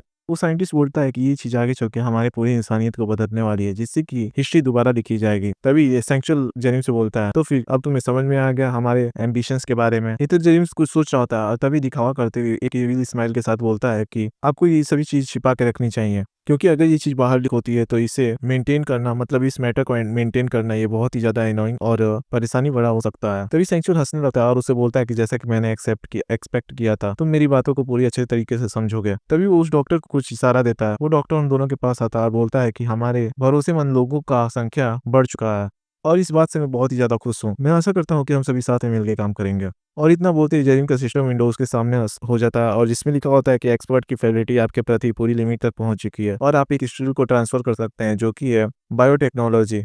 जरीम अपने मन में सोच रहा होता है और बोलता है कि हैं आखिर ये क्या चीज़ है, चलो कुछ भी हो लेकिन एक स्किल तो मिला। तभी वो अपना ट्रांसमिशन स्किल एक्टिवेट करके उसका स्किल सक्सेसफुली ट्रांसफर कर लेता है जो कि होता है बायोटेक्नोलॉजी अपग्रेड का। और इस स्किल का यूज ये होता है कि आप सेल्स को बॉडी में ट्रांसप्लांट कर सकते हो अपना माना यूज करने के जरिए। जरीम बोलता है ओह तो अच्छा ऐसी बात है। तभी जरीम कमांडर से बोलता है कि मतलब सेंचुअल से बोलता है कि कमांडर क्या इस स्टोन का कोई साइड इफेक्ट है। सेंचुअल उससे बोलता है कि नहीं, करेंटली मैं भी इसी का यूज कर रहा हूँ और फ्यूचर में मैं तुम दोनों के लिए भी ये चीज प्रोवाइड करूंगा। तुम्हारा जितना मन चाहे तुम उतना रख सकते हो, अभी के लिए मैं तुम्हें ये एक दे रहा हूँ, तुम इसे चेक कर सकते हो। वो अपने मन में सोच रहा होता है कि इसके इफेक्टिवनेस को देखते हुए बोला जाए तो इसको बनाना बहुत ही ज्यादा मतलब प्रोड्यूस करना बहुत ही ज्यादा इजी है और समय अगर ऐसे ही ढलता रहा तो ली सेंचुअल को डिफीट करना और भी ज्यादा मुश्किल हो सकता है। तो फिर ये सही समय है इसे डील करने का। और वो इतना सोचते ही ईशियो की तरफ देखने लगता है और उसे अपने हैंड साइन के जरिए उसे इशारा करने लगता है जहाँ ईशियो उसे सोच रहे थे कि आखिरकार ये बास्टर्ड फाइनली रेडी हो गया। तभी सेंचुअल उन दोनों बॉडीज की तरफ जाता है और बोलता है चलो मैं तुम्हें नए रेस के पावर को दिखाता हूँ। तभी हम देखते हैं कि वो दोनों उठ के बैठ जाते हैं और बोलते हैं कि कमांडर आपसे मिले बहुत ही ज्यादा समय हो चुका है।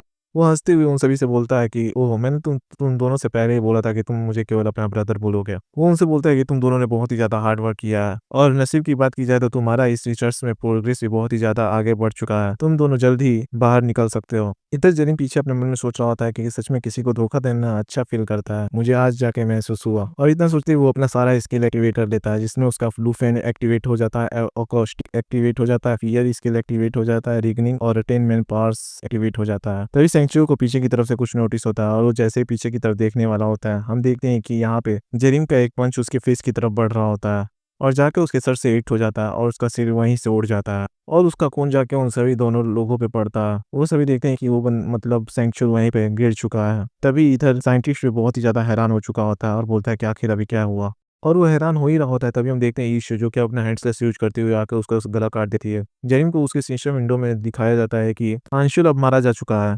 तभी हम देखते हैं जेरिन अपना सिंथेसिस स्किल यूज़ करते हुए फ़ियर और मेंटल केयर को एक साथ यूज़ करने लगता है और उन दोनों बंदों पे अपना उस स्किल को अप्लाई कर देता है जिससे कि वो दोनों कन्फ्यूजन की स्टेट में चले जाते हैं। तभी ईशो उन दोनों के पीछे से आती है और उन दोनों का गला वहीं पे मोड़ डालती है जिससे कि वो जब भी दोनों ज़मीन पर गिर जाते हैं। ये कंफर्म नहीं है कि मरे हैं कि क्या है, बस वो वहीं पे गिर जाते हैं। ईशो बोलती है कि ये सभी लोग इंसानों को खाते हैं। सच में ये लोग सबसे बहुत ही ज़्यादा घटिया हैं। जेरिन उससे बोलता है तुमने बढ़िया किया, तो तुमने रिकॉर्डिंग को सेव किया है कि नहीं? वो उससे बोलती है कि हाँ, वो मेरे पास है, मैंने एक भी चीज़ मिस नहीं की है। जेरिन बोलता है चलो इन सब की पिक्चर ले लेते हैं यहाँ से निकलने से पहले। इन सभी का इन्फॉर्मेशन विलेजर्स के लोगों को समझाने के काम आएगा। तो फिर चलो अब रूट की तरफ चलते हैं उसे चेक करने के लिए। तभी अचानक से हम दोनों को कुछ महसूस होता है। वो पीछे की तरफ से देखते हैं तो हांशुल उठ के खड़ा हो चुका होता है और उसके गले से कुछ टेंटिकल्स निकल रहे होते हैं और धीरे-धीरे वो टेंटिकल्स एक फेस का शेप लेना चालू कर देते हैं। वो सेंचुर उनसे बोलता है कि तुम बास्टर्ड्स सेंट जेरिम, आखिर तुम्हारी हिम्मत कैसे हुई? वो भी उस सेंचुर को देखता है और हैरान हो जाता है और बोलता है तो फिर तुम रिवाइव हो चुके हैं। मुझे लगता है कि अब ये थोड़ा हार्ड होने वाला है। सेंचुर उनसे पूछता है कि मुझे मारने से पहले प्लीज़ मेरे को बताओ क्या कि तुमने मेरे को बिट्रे क्यों किया? जेरेमी उससे हँसते हुए बोलता है क्योंकि तुम बहुत ही ज़्यादा घिनौने और लालची हो। वो भी उस गुस्सा करते हुए बोलता है क्या? तभी जेरेमी अपना चेन को स्विंग करते हुए बोलता है कि आखिरकार तुमने कितने ही वो येलो स्टोन्स को खाए होंगे। तो फिर चलो आखिर देखते हैं कब तक ये सँभाल पाता है, वो अपने मन में सोच रहा होता है। सेंचुर उससे बोलता है कि अपने इस डिसीजन पे रिग्रेट मत करना और अपना 100 मैन पावर यूज़ करते हुए उसकी तरफ अटैक करने के लिए आगे बढ़ जाता है। इधर अपना एनालिसिस स्किल यूज़ करते हुए उसकी तरफ देखने लगता है। तभी अपने प्रिडिक्शन स्किल के ज़रिए उसके सभी अटैक्स को पहले ही जान लेता है और उसे डॉज कर लेता है। वो अपने चेन का यूज़ करते हुए उसके सर पे जोरदार हिट लगा देता है जिससे कि वो ज़मीन पे गिर जाता है। तभी हम देखते हैं यूशियो आती है अपना सिग्नेचर किक उसके धड़ाम से पेट पे दे मारती है। लेकिन वो अपने हाथ का यूज़ करते हुए उस अटैक को ब्लॉक कर लेता है। तभी जेरिम अपना चेन का यूज़ करता है और उस पे अटैक लॉन्च कर देता है और वो अपने मन में सोच रहा होता है कि आखिर वो रिपल्स पावर क्या थी। तभी वो खड़ा होते हुए बोलता है कि मेरे पास केवल 1 से 2 स्किल नहीं है। अब तक तुमने जो भी देखा वो केवल मेरी एक चाल थी। मैं तुम्हें सबसे दर्दनाक तरीके का यूज़ करते हुए मारूंगा। तभी वो अपना 200 मैन पावर एक्टिवेट करते हुए जोरदार रोर लगाता है और यीशु की तरफ अटैक करने के लिए आगे बढ़ जाता है। वो जाके एक पंच यीशु की तरफ लगाता है जिससे कि वो घायल हो जाती है। इधर ये अपना एनालिसिस स्टार्ट कर रहा होता है उसके अटैक को प्रेडिक्ट करने के लिए। तभी हम देखते हैं कि वो तब तक ही उसके पास आ जाता है और उसके ऊपर पंचेस पे पंचेस बारिश करना चालू कर देता है। तभी हम देखते हैं कि वहाँ पे सोल्जर्स आ चुके होते हैं और वो बोल रहे होते हैं कमांडर क्या आप यहाँ पे ठीक हो? तभी वो हँसते हुए उन सब की तरफ देखता है, उन सब पे अटैक करने के लिए आगे बढ़ जाता है और वो उन सब के पास जाके उनके सभी बॉडी पार्ट्स को अलग कर देता है और उन्हें खाना चालू कर देता है और उसे खाते हुए ब्रूस बैनर से हल्क बन जाता है। इधर सभी सोल्जर्स उस पे फायर करना चालू कर देते हैं। तभी हम देखते हैं कि वो आता है, उन सभी को गले से पकड़ लेता है और उन सबका जान वहीं पे निकाल लेता है। इधर जेरेमी बहुत ही ज़्यादा हैरान होता है और बोलता है ये सच में बहुत ही ज़्यादा स्ट्रांग है। तभी उसका सिस्टम विंडोज़ के सामने ओपन होता है जिसमें लिखा होता है कि स्किल सिंथेसिस स्पेशल। आप अपने 2 डिजायर्ड स्किल को एक साथ कंबाइन कर सकते हैं। वो अपने मन में बोल रहा होता है कि इसका मतलब ये है कि जो मन चाहे मैं अपने उस तरीके के स्किल को यूज़ कर सकता हूँ। वो अपने सिस्टम से बोल रहा होता है कि अगर तुम नहीं देखना चाहते कि यहाँ पे कोई मरे तो तुम जल्दी करो और मुझे कोई दूसरा स्किल दो। तभी उसके सामने उसका सिस्टम विंडो शो होता है जिसमें लिखा होता है कि सिंथेसिस स्किल एक्टिवेट हो चुकी है। अगर इसमें आप अपना मैजिक पावर यूज़ करते मतलब मैजिक स्टोन यूज़ करते हैं तो ये और भी ज़्यादा स्ट्रॉन्गर हो सकती है और इसमें एक येलो मैजिक स्टोन की ज़रूरत है इसे एनहांस करने के लिए। तो क्या आप इसे करना चाहेंगे? तभी जेरिम वो उसका यूज़ कर लेता है। तो उसके सामने उसका दूसरा सिस्टम विंडो होता है जिसमें लिखा होता है कि एनालिसिस और बायोटेक्नोलॉजी को मिलाकर एक इमिटेशन नाम की स्किल को बनाया जा रहा है। जिसे देख के वो भी हैरान हो जाता है और बोलता है क्या इमिटेशन, आखिर इसका क्या यूज़ है? तभी उसके सिस्टम विंडो में लिख के आता है कि आप इसके अपने अपोनेंट पे एनालाइज़ कर सकते हैं और एनालाइज़ करते हुए आप उसके बॉडी को टारगेट करते हुए उसे कॉपी कर सकते हैं। जेरिम हैरान होता है और बोलता है क्या सच में ऐसा हो भी सकता है? तभी वो सेंचुर की तरफ देखने लगता है उसकी स्किल को एनालाइज़ करना चालू कर देता है और उसकी एनालिसिस अभी 11% हुई होती है। तभी हम देखते हैं कि जेरिन के हाथों में कुछ रिएक्शन होना चालू हो जाता है। उसके सामने दूसरा सिस्टम विंडो ओपन होता है जिसमें एक टिप लिखा होता है कि आप एक मटेरियल का यूज़ करते हुए जल्दी-जल्दी अपने एनालिसिस को बढ़ा सकते हैं। वो बोलता है क्या मटेरियल? तभी उसके सामने वही ज़ॉम्बी मॉन्स्टर के फेसेस को दिखाया जाता है। वो बोलता है मिल गया मटेरियल। वो उसके पास जाता है, उसको उठाता है और उसे अपने सिस्टम को दे देता है। सिस्टम में लिख के आता है कि आपने एक ऑब्जेक्ट को ऑब्टेन किया है जो कि इमिटेशन को करने में हेल्प करेगा। आपका रेट ऑफ एनालिसिस 10% से इंक्रीज हो चुका है। और वो देखते ही देखते बहुत सारे फ्लैशेस को उठा के उन सभी को कंज्यूम करना चालू कर देता है सिस्टम के जरिए। इधर हम देखते हैं सेंचुर को जो कि सभी सोल्जर्स को मार के उन सभी को खा लिया होता है और वो खुश होते हुए बोलता है कि अब मुझे बेटर फील हो रहा है। वो जेरिन की तरफ देखता है और बोलता है क्या अब तुम्हारे पास कोई लास्ट वर्ड है जो तुम कहना चाहते हो? इधर जेरिन में डैशिंग लुक के साथ बोलता है कि ये लाइन तो मेरी थी, तुमने इसे चुरा लिया। सेंचुर उसे हंसते हुए बोलता है देखो तुम तो अभी भी एरोगेंट बने जा रहे हो, तो फिर ठीक है अब मरो। और इतना बोलते हुए वो उसकी तरफ अटैक करने के लिए आगे बढ़ जाता है। तभी हम देखते हैं जेरिन जो कि उसके अटैक को डॉज कर लेता है और अपना एक पंच बनाते हुए उसकी छाती पे दे मारता है, जिससे कि वो देख के बहुत ही ज्यादा हैरान हो चुका होता है और दूर जाके दीवार की तरफ टकरा जाता है। उसकी आधी बॉडी मतलब खराब हो चुकी होती है। जेरी मुझसे पूछता है कि अब तुम्हें क्या लगता है जो वर्ड्स तुमने पीछे बोले थे, पहले बोले थे? वो हंसते हुए फिर बोलता है कि तुम सच में एरोगेंट हो। अब मैं तुम्हें एक लेसन सिखाने वाला हूँ और अभी से मैं इस फाइट में अपना बेस्ट दूंगा। और वो इतना बोलते ही वो अपना 500 मैन पावर एक्टिवेट कर लेता है, जिससे कि उसकी बॉडी ट्रांसफॉर्म होना चालू हो जाती है और उसका एक बड़ा ब्लास्ट उसके बॉडी से होता है और उसके बॉडी के आर पार मतलब सभी तरफ वो आंखें निकल आती हैं। तभी जेरिन के सामने उसका सिस्टम विंडो ओपन होता है और उसमें लिखा जाता है कि आप जिस बॉडी को इमिटेट कर रहे हो उसमें बहुत ही बड़ी चेंज आ चुकी है। तभी अचानक से जेरिन को भी कुछ पेन होने लगता है। वो भी हैरान होता है कि आखिर ये पेन कैसा है, आखिर ये बास्टर कितना ज्यादा स्ट्रांग हो चुका है। सेंचुअल भी जोरों से हंस रहा होता है और बोलता है सच में ही ग्रेट पावर है। और इतना बोलते ही जेरिन की तरफ अटैक करने के लिए आगे बढ़ जाता है और एक मुक्का घुमा के उसके पीठ पर मारता है, मतलब पेट पर मारता है और फिर डायरेक्ट अपने स्पीड का यूज करते हुए वो उसके पीछे चला जाता है और बैक पे अपना हाथ को गदा बनाते हुए उसके बैक पर मार देता है, जिससे कि उसके मुंह से ब्लड निकल आता है। इधर जैंग बहुत ही ज्यादा घायल हो चुका होता है। सेंचुर उसे गुस्से में बोलता है कि अब मरो और इतना बोलते हुए उसके ऊपर पंच लैंड कर देता है। इधर ईशु उसकी फिक्र कर रही होती है और बोल रही होती है कि ओपा अनमोल में मन में सोच रही होती है कि आखिर ये कैसे हो गया। हम देखते हैं इधर जयदीन को जो कि उसके हाथों में बंधा हुआ होता है, यहाँ तक कि वो सांसें भी नहीं ले पा रहा होता। सेंचुर उससे बोलता है तो फिर आखिरकार मैंने तुम्हें पकड़ ही लिया। अब मैं तुम्हें इतना ज्यादा तड़पाऊंगा जिससे कि तुम मुझसे भीख मांगोगे मरने के लिए। तभी यीशु उसके पीछे से आती है और अपना किक उस पे लैंड कर देती है और ये एक जोरदार किक होता है जो कि ठीक उसके सर पे जाके लगता है, लेकिन सेंचुअल को इससे एक घंटा फर्क नहीं पड़ा होता। तभी सेंचुअल जेरिम को उसी की तरफ फेंक देता है। जेरिम ईशु से बोलता है कि ईशु ये बास्टर्ड बहुत ही ज्यादा डेंजरस है। ईशु बोलती है कि हाँ मुझे पता है, लेकिन फिर भी मैं तुम्हारे लिए कुछ समय बाय कर सकती हूँ, तो फिर तब तक के लिए तुम कोई रास्ता निकालो। इधर वो दोनों एक दूसरे के सामने खड़ा होते हैं। ईशु अपने मन में सोच रही होती है कि हम दोनों के बीच में पावर का डिफरेंस बहुत ही बड़ा है और इसी वजह से मुझे मुझे इसको ओवर पावर करना होगा इसके वीकनेस की वजह से। इतने बोलते ही हम देखते हैं कि वो अपने हाथों का यूज करते हुए कोई टेक्निक परफॉर्म करना चालू कर देती है, जैसा कि यिंग और वो कुछ यिंग यांग टाइप का दिख रहा होता है। जैसे ही सेंचुअल उसे पंच करने की तरफ आता है, वो उसके हाथ को अपने यिंग यांग टेक्निक से उसे ब्लॉक कर लेती है और अपना पंच बनाते हुए उसकी तरफ चली जाती है उसे अटैक करने के लिए और अपना पंच बनाते हुए एक मुंह का जोरों से लगा देती है उसके पेट पे। इधर सेंचुअल के पेट पे एक बड़ा सा डेंट पड़ चुका होता है, लेकिन दिखने से ऐसा लग रहा होता है कि इसका उस पर कोई असर नहीं हुआ। वो अपने स्पाइंस को यूज करते हुए उसकी तरफ अटैक करने के लिए भेज देता है। ईशो सभी अटैक्स को लगातार डॉज किए जा रही होती है। तभी जेनिम के सामने उसका सिस्टम विंडो ओपन हो जाता है और दिखा होता है उसमें कि आप इस समय बहुत ही ज्यादा हाई क्वालिटी का मार्शल आर्ट देख रहे हो। अब आपका जोशन heavenly demon martial art increase हो चुका है। जेनिम अपने मन में सोच रहा होता है कि वो एक ऐसे बंदे के पास साथ लड़ रही है जिसके पास 500 मैन पावर है, तो फिर इसे ही जीनियस कहते हैं। इधर ही ईशो अपने किक का यूज की जा रही होती है और उसके फेस पे धड़ाम धुड़ूम लाते बरसाई जा रही होती है। तभी कुछ फ्लैश का टुकड़ा जेनी के पास आके गिरता है। उसके सामने फिर से वो उसका विंडो ओपन हो जाता है जिसमें लिखा होता है कि आप इस ऑब्जेक्ट का यूज करते हुए अपने टारगेट को इमिटेट कर सकते हैं, जिससे कि आपका बॉडी जल्दी जल्दी इनहेंस हो जाएगा। वो उसको अपने हाथ में लेता है और उसका यूज करने लगता है, जिससे कि उसको बहुत ही ज्यादा दर्द होने लगती है और उसके बॉडी में चारों तरफ एनर्जी दौड़ना चालू हो जाती है। इधर ही शिव से फाइट करके सेंचुर को बहुत ही ज्यादा मजा आ रहा होता है और बोलता है कि चलो और भी ज्यादा लड़ते हैं, मुझे अपना और भी ताकत दिखाओ। और मेरे को लगता है कि मैं यहाँ पे ब्लर करते करते थकने वाला हूँ, क्योंकि यार यहाँ पे बहुत ही ज़्यादा डिस्गस्टिंग सीन आ रहे हैं। तभी दिखाया जाता है कि अचानक से सेंचुअल का एक हाथ पूरा कट चुका होता है। वो भी सोच रहा होता है कि आखिर आखिर अब ये क्या हुआ। हम देखते हैं कि जेरिम होता है जो कि अपने हैंड स्लेस का यूज करते हुए उसके हाथ को बीच से ही काट दिया होता है और उसके हाथ को पकड़ लेता है अपने हाथ में। फिर वो अपना इमिटेशन इसके लिए यूज करते हुए जो ऑब्जॉर्ब कर लेता है और फिर से अपने बॉडी को इनहेंस कर लेता है, जिससे कि उसके बॉडी में बहुत ही ज्यादा ताकत आ चुकी होती है और वो अटैक करने के लिए सेंचुअल की तरफ चला जाता है और उस पर लगातार पंचे से पंचे बरसाने लगता है। इधर ईशू भी पीछे नहीं हटी, वो भी पीछे से उस पर अपना किक यूज की जा रही होती है। जरीम आता है और एक धड़ाम से उसके ऊपर एक पंच लगा देता है जिससे कि वो उड़ते हुए पीछे की तरफ चले जाने लगता है। तभी जरीम उसकी अपना स्पीड का यूज़ करते हुए उसके फेस को पकड़ लेता है और उसको एक हाथ से ही ऊपर की तरफ उठा देता है और बोलता है कि अब तुम मरने वाले हो। तभी वो अपने हाथों से कुछ करता है जिससे कि पता नहीं उसे क्या हो जाता है और वो वहीं पे बेहोश हो जाता है। तभी ईशो उससे पूछती है तो फिर क्या ये मर गया? जरीम बोलता है कि नहीं, अभी मैसेज अपीयर नहीं हुआ। तभी वो अपना पैर उठाता है और उसके सिर पे अपना एक किक लगा देता है जिससे कि उसका सिर वहीं पे फट जाता है और उसके मैसेज सिस्टम विंडो में मैसेज आ चुका होता है कि सेंक्चुअल अब मर चुका है। तभी उसका सिस्टम विंडो उसके सामने आ जाता है जिसमें लिखा होता है कि ली सेंक्चुअल मारा जा चुका है और इस पर्सन को ब्लैक लिस्ट में ऐड कर दिया गया है।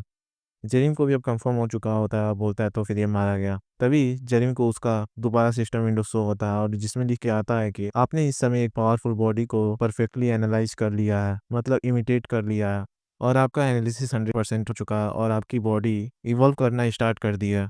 इधर जरीम को भी अपने अंदर ताकत महसूस हो रही होती है। दूसरा सिस्टम विंडो उसके सामने शो होता है जिसमें लिखा होता है कि न्यू फीचर क्रिएट हो रहा है जो कि है रिकवरी। तभी वो देखता है कि उसके हाथ पे जो चोट लगी होती है, वो अचानक से उसके हाथों से गायब होना चालू हो जाती है, मतलब वो वहाँ से रिकवर हो गई होती है। वो नोटिस करता है और अपने मन में बोलता है कि ये तो ली सेंक्चुअल के रिकवरी एबिलिटी की तरह है। वो बोलता है कि ये इमिटेशन स्किल सच में एक चीटिंग है। ईसीओ बोलते हैं क्या कि तुम्हारे कहने का क्या मतलब है? जेनी बोलता है कि नहीं, नहीं कुछ नहीं, मैंने कुछ नहीं बोला। बाय द वे, क्या तुम्हारी बॉडी अब ठीक-ठाक है? इस जेनिम को बोलते हैं क्या तुम्हें नहीं लगता कि वो चीज़ जो उधर की तरफ है वो थोड़ा फ़ैमिलियर दिख रही है? तभी वो उस रूट की तरफ देखते हैं जहाँ से कि वो गायब हो चुका होता है। जेनिम बोलता है तो फिर चलो हम भी उसके पीछे-पीछे ही चलते हैं। वो वहाँ से टनल के ज़रिए उसका पीछा करना चालू कर देते हैं। तभी अचानक से ऊपर से बहुत ही ज़्यादा पत्थर गिरना चालू हो जाते हैं। वो पहले ही रुक जाते हैं जिससे कि वो पत्थर में नहीं दबे होते हैं। उनके सामने एक पत्थर का बहुत ही बड़ा टुकड़ा गिरा हुआ होता है जिसे देख के बोलते हैं सब दोनों की चलो कि हमने आगे ज़्यादा नहीं बढ़ा वरना अभी तक हम दोनों इसके नीचे होते हैं। जेनिम अपने मन में बोलता है कि ये पैसेज तो सियोल की तरफ जाता है, अब मेरे से मत बोलना कि वो भी उसी तरफ। तभी हम देखते हैं कि यीशु बोलती है कि अब यहाँ से कोई रास्ता नहीं है, अब हमें फिर से दोबारा वापस की तरफ जाना पड़ेगा। वो दोनों वापस उस लेबोरेटरी की तरफ आ चुके होते हैं और उसी रास्ते का यूज करते हुए आगे की तरफ बढ़ना चालू कर देते हैं। जेरिम बोलता है तो फिर वो भाग गया। यहाँ बहुत सारी चीजें हैं जो कि हो चुकी हैं और इधर उधर देखते हुए कुछ नोटिस कर रहा होता है। तभी यीशु बोलती है क्या क्या दिक्कत है? वो बोलता है कि ये दीवार कुछ अलग दिख रहा है। तभी वो उसके पास जाता है जो कि सभी प्लेट दीवार वाले प्लेट से अलग दिख रहा होता है, मतलब उसका कलर अलग दिख रहा होता है। वो उसके पास जाता है और उसे नॉक करने लगता है जिससे कि उसके अंदर कुछ खालीपन सुनाई देने लगता है। तभी वो अपना पंच बनाता है और एक मुक्का उस दीवार पे दे मारता है जिससे कि वो दीवार वहीं पे ब्रेक हो जाता है और उसके सामने निकल के आता है बहुत सारे मैजिक क्रिस्टल स्टोन और उन सभी को अपने स्टोरेज बैग में भर लेता है और 5 क्रिस्टल स्टोन ईसीयू को देते हुए बोलता है कि इसका यूज़ करो। वो उससे बोलती है क्या तुम सच में मेरे को इतना सारा दे रहे हो? वो उससे बोलता है कि तुम्हारे बिना मदद के मैं सेंचुअल को डिफीट नहीं कर पाता, तो फिर तुम्हें भी तुम्हारा शेयर मिलना चाहिए। वो अपने मन में बोलता है कि इसके पोटेंशियल को देखते हुए इसके ऊपर इन्वेस्ट ना करना मूर्खता ही होगी। वो थम्स अप उसे देते हुए बोलती है तुम्हारा शुक्रिया, मैं इन सब का यूज़ कर लूँगी और इतना बोलती है वो मैजिक क्रिस्टल स्टोन का यूज़ करते हुए खुद को इनहेंस करना चालू कर देती है। तभी जेनिंग का भी सिस्टम विंडोज़ के सामने ओपन हो जाता है और बताया जाता है कि रिंगिंग स्किल के लिए आपको 20 रेड मैजिक क्रिस्टल स्टोन लगेंगे और बायोटेक्नोलॉजी के लिए भी 20 रेड मैजिक क्रिस्टल स्टोन लगेंगे। वो बोलता है तो फिर चलो खुद को भी एनहांस करने का समय आ चुका है और वो सभी क्रिस्टल स्टोन का यूज करना चालू कर देता है जिससे कि वो भी अपने पावर्स को एनहांस कर लेता है। सीन शिफ्ट होता है, हम देखते हैं यंगशो को जो कि बाहर टहल रहा होता है, अपने मन में सोच रहा होता है कि वो दोनों कमांडर के साथ अवेकनर्स लेबोरेटरी की तरफ निकले थे। एक ऐसी जगह जहाँ पे मैं अपने पूरी लाइफ में केवल एक ही बार गया था। लेकिन चलो छोड़ो, अब ये रिलेशनशिप पूरी तरह बदलने वाला है, एक सबॉर्डिनेट से एक सीनियर में। और ये बात वो अपने सामने खड़ी खड़ी गाड़ी को देख के सोच रहा होता है, जहाँ से जेरिम और शियो निकलते हैं। वो उसके पास आता है और बोलता है जैसा कि मैंने सुना तुम दोनों लेबोरेटरी अवेकनर्स लेबोरेटरी गए थे, क्या तुम्हारा काम वहाँ पे हो गया? जेरिम उससे बोलता है कि हाँ, हमने उस जगह को बहुत ही अच्छे तरीके से साफ कर दिया है। ये सुन के वो भी हैरान हो जाता है और बोलता है क्या? जेरिम बोलता है वो लोग जो तुम्हारे ऊपर थे, मैं उन सभी को डिस्ट्रॉय कर दिया है। जो बात सुन के उसकी शक्ल बन चुकी होती है। तभी जेरिम अपना हाथ उसकी तरफ बढ़ाते हुए बोलता है मिस्टर यूसुफ और उसके हाथ अपना हाथ उसके कंधे पे रखता है और बोलता है क्या तुम जीना चाहते हो? वो उसे हकलाते हुए बोलता है हाँ हाँ, मैं जीना चाहता हूँ। यहाँ पे वो पूरी तरह ट्रॉमेटाइज हो चुका होता है। जेरिम बोलता है तो फिर चलो यहाँ पे एक कॉन्ट्रैक्ट बनाते हैं। वो बोलता है क्या कॉन्ट्रैक्ट? तभी उसके सामने भी एक सिस्टम विंडो ओपन हो जाता है जिसमें लिखा होता है कि skill skill has been activated. Jerim और युनसुक के बीच एक कॉन्ट्रैक्टिंग पार्टी क्रिएट हो रही है जिसमें युनसुक जेरिम का एक सबॉर्डिनेट बनेगा अपने पूरे लाइफ तक और वो कभी भी उसे बिट्रे नहीं करेगा और वो जैसे ही बिट्रे करेगा वो वहीं पे मर जाएगा। तभी युनसुक से पूछा जाता है कि आप इस कॉन्ट्रैक्ट को एक्सेप्ट करना चाहेंगे? युनसुक भी सोच रहा होता है कि आखिर ये किस तरीके का स्किल है तभी युनसुक घबराते हुए जेरेमी से बोलता है कि आखिर ये बिट्रे और पूरे लाइफ और सबऑर्डिनेट से क्या मतलब है? जेरेमी हँसते हुए उससे बोलता है कि ये एक ऐसा कॉन्ट्रैक्ट है जिसे कि तुम एक्सेप्ट करने के बाद पीछे नहीं हट सकते। वो अपने मन में सोच रहा होता है कि ये सामने मेरी जो लाइनें लिखी हैं वो बहुत ही ज़्यादा भयानक है और बोलता है जेरेमी से ठीक है, मैं इसे एक्सेप्ट करता हूँ और वो कॉन्ट्रैक्ट को एक्सेप्ट कर लेता है। तभी जेरेमी अपना फ़ोन उसकी तरफ बढ़ाते हुए बोल रहा होता है कि मैं आपको एक मिशन दे रहा हूँ, तो प्लीज़ एक बहुत ही बढ़िया स्टोरी बनाओ जो कि तुम्हारी एक स्पेशलिटी है। वो उस मोबाइल को अपने हाथ में पकड़ लेता है। तभी सीन शिफ्ट होता है, हम देखते हैं युनसुक जो कि एक स्टेज पे खड़ा होता है और उसके सामने पूरी पब्लिक खड़ी होती है। वो सही बोल रही होती है कि आखिर अब क्या होने वाला है। दूसरा बंदा बोलता है कि मैंने सुना था कि यहाँ पे एक इम्पोर्टेंट अनाउंसमेंट होने वाला है। तभी युनसुक बोलता है कि सभी लोग ध्यान से सुनो, मैं यहाँ पे आप सभी को ली सेंचुर की सच्चाई बताने जा रहा हूँ। और तभी वो अपने मोबाइल का रिकॉर्डिंग यूज करते हुए उन सभी को वो रिकॉर्डिंग सुनाने लगता है जिसमें उसकी आवाज आ रही होती है, मतलब सेंचुर की आवाजें आ रही होती है, जबकि उसने बोला था कि क्या होगा कि अगर हम इंसान और म्यूटेंट्स के पावर को मिला दें, क्या ये अमेजिंग नहीं होगा? और ऐसे ही सारी कुछ मतलब बातें सभी लोगों के सामने आ रही होती है। वो सभी लोग सुन के हैरान होते हैं और बोलते हैं क्या ये कमांडर की वॉइस नहीं है? दूसरा बोलता है कि हाँ, मेरे को भी यही लगता है। वो सभी सुन के बहुत ही ज़्यादा घबरा चुके होते हैं और बोलते हैं क्या हम सभी को तुम लोग उन्हें खिलाना चाहते हो? और बहुत ही ज़्यादा पैनिक करना चालू कर देते हैं। तभी एक सोल्जर आता है और एक अपने हाथ में प्रोजेक्टर लिए हुआ होता है और वो लेबोरेटरी की सभी वीडियो उन सबके सामने चालू करने लगता है जहाँ पे बहुत सारे ह्यूमन एक्सपेरिमेंट दिखाई दे रहे होते हैं। युनसुक उन सभी से बताता है कि ये वही चीज़ है जो कि ली सेंगशुल हमारे पीठ पीछे किया करता था। लेकिन हमारे 2 राइटियर्स हीरो का बहुत ही ज़्यादा शुक्रिया जिन्होंने उसका पर्दाफाश किया। अब ली सेंगशुल मारा जा चुका है। अब मैं आप सभी को अपने नए लीडर से मिलाने जा रहा हूँ जो कि हैं सीएन जेरिम। प्लीज़ आप इधर की तरफ आएँ। जेरिन भी स्टेज पे आ चुका होता है। जेरिन माइक पकड़ते हुए उन सभी से बोलता है कि मेरे प्यारे सर्वाइवर्स, अब सिर्फ का काम यहीं पे खत्म होता है। वो ऑर्गेनाइजेशन की पावर लगातार गलत पे गलत काम की जा रही थी और अंततः उसका खात्मा हो चुका है। वो सभी घबराने लगते हैं और बोलते हैं क्या खात्मा हो चुका है? लेकिन आप तो है ना यहाँ पे। वो उन सबसे बोलता है कि एक्चुअली मेरे को वहाँ पे जाना पड़ेगा जहाँ से मैं आया हूँ। तभी एक बंदा बोलता है तो फिर क्या तुम हमें यहाँ पे अबेंडन करके चले जाओगे? तुम्हें भी पता है कि अब कमांडर नहीं रहा। तभी जेरिन उन सबसे बोलता है और इसी वजह से मेरे पास एक सजेशन है। 10 स्किलफुल अवेकनर्स, एक स्ट्रॉन्ग फोर्ट्रेस और सबसे ज्यादा सप्लाईज। हमने इन सभी चीजों को एक्वायर कर लिया और हम नए पैराडाइज की तरफ मूव करने वाले हैं। तो ये पीछे की तरफ से गाड़ी की चलने की आवाजें आती हैं। सभी लोग पीछे की तरफ देख रहे होते हैं। हम देखते हैं यहाँ पे हैमर गैंग के लोग होते हैं और वो सभी भी स्टेज पे आके खड़े हो जाते हैं। जरीम उन सबसे हंसते हुए बोलता है अगर हमारी बातों पे आप लोग एग्री करते हो तो ये सभी अवेकनर्स आपको अपने व्हीकल के जरिए एस्कॉर्ट करेंगे। वो सभी भेड़ बकरी खुश हो जाते हैं और सीएन जेनिंग का नाम लेना चालू कर देते हैं। उसके सामने उसका सिस्टम विंडो ओपन होता है जिसमें लिखा होता है एक्सपोनेंशियली आपका अथॉरिटी इस समय बहुत ही ज्यादा इंक्रीज हो चुका है। आपका number of man power increase हो चुका है जो कि करंट में 320 हो चुका है। वो भी खुश हो जाता है और बोलता है 320 ये बहुत ही ज्यादा इंप्रेसिव है। इधर हम देखते हैं कि दूर से कोई बंदा पेड़ पे खड़ा होकर वो सभी चीजों को देख रहा होता है और बोलता है तो फिर ली सेंगचुल मारा जा चुका है। वेल वैसे भी ये इंटरेस्टिंग है। हम देखते हैं उस बंदे के अपीयरेंस को जो कि बहुत ही ज्यादा डरावना होता है। उसकी आंखें चमक रही होती हैं। हमें इसका नाम बताया जाता है जो कि हान वुनवोक, जो कि इसका एज 35 ईयर्स ओल्ड है और ये नेशनल इंटेलिजेंस सर्विस का थर्ड डिप्टी मैनेजर है। और भाई लोग हमारा ये एपिसोड यहीं पे खत्म होता है। तो फिर हमारी स्टोरी में एक नया करेक्टर और जुड़ चुका है। अब देखने में मजा आएगा कि आगे होने वाला क्या है। तो फिर आप सभी कमेंट करके बताओ कि आपको इस वीडियो का कौन सा पार्ट सही लगा। और हाँ, जो जो भी देख रहा है उसका कमेंट करना कंपलसरी है। भले तुम कुछ भी कमेंट कर दो, डॉट लिख दो या फिर इमोजी सेंड कर दो या कुछ भी करो, प्लीज करो। और बताओ कि मेरी ये फालतू की बातें कौन एंड तक सुनने जा रहा है जिसके पास ज्यादा समय हो, जो मेरी तरह नल्ला हो। अब तो शायद कोई बोलेगा भी नहीं। तो फिर चलो लाइक और सब्सक्राइब भी करते जाना साथ ही साथ। तब तक के लिए मिलते हैं नेक्स्ट एपिसोड में। राधे राधे।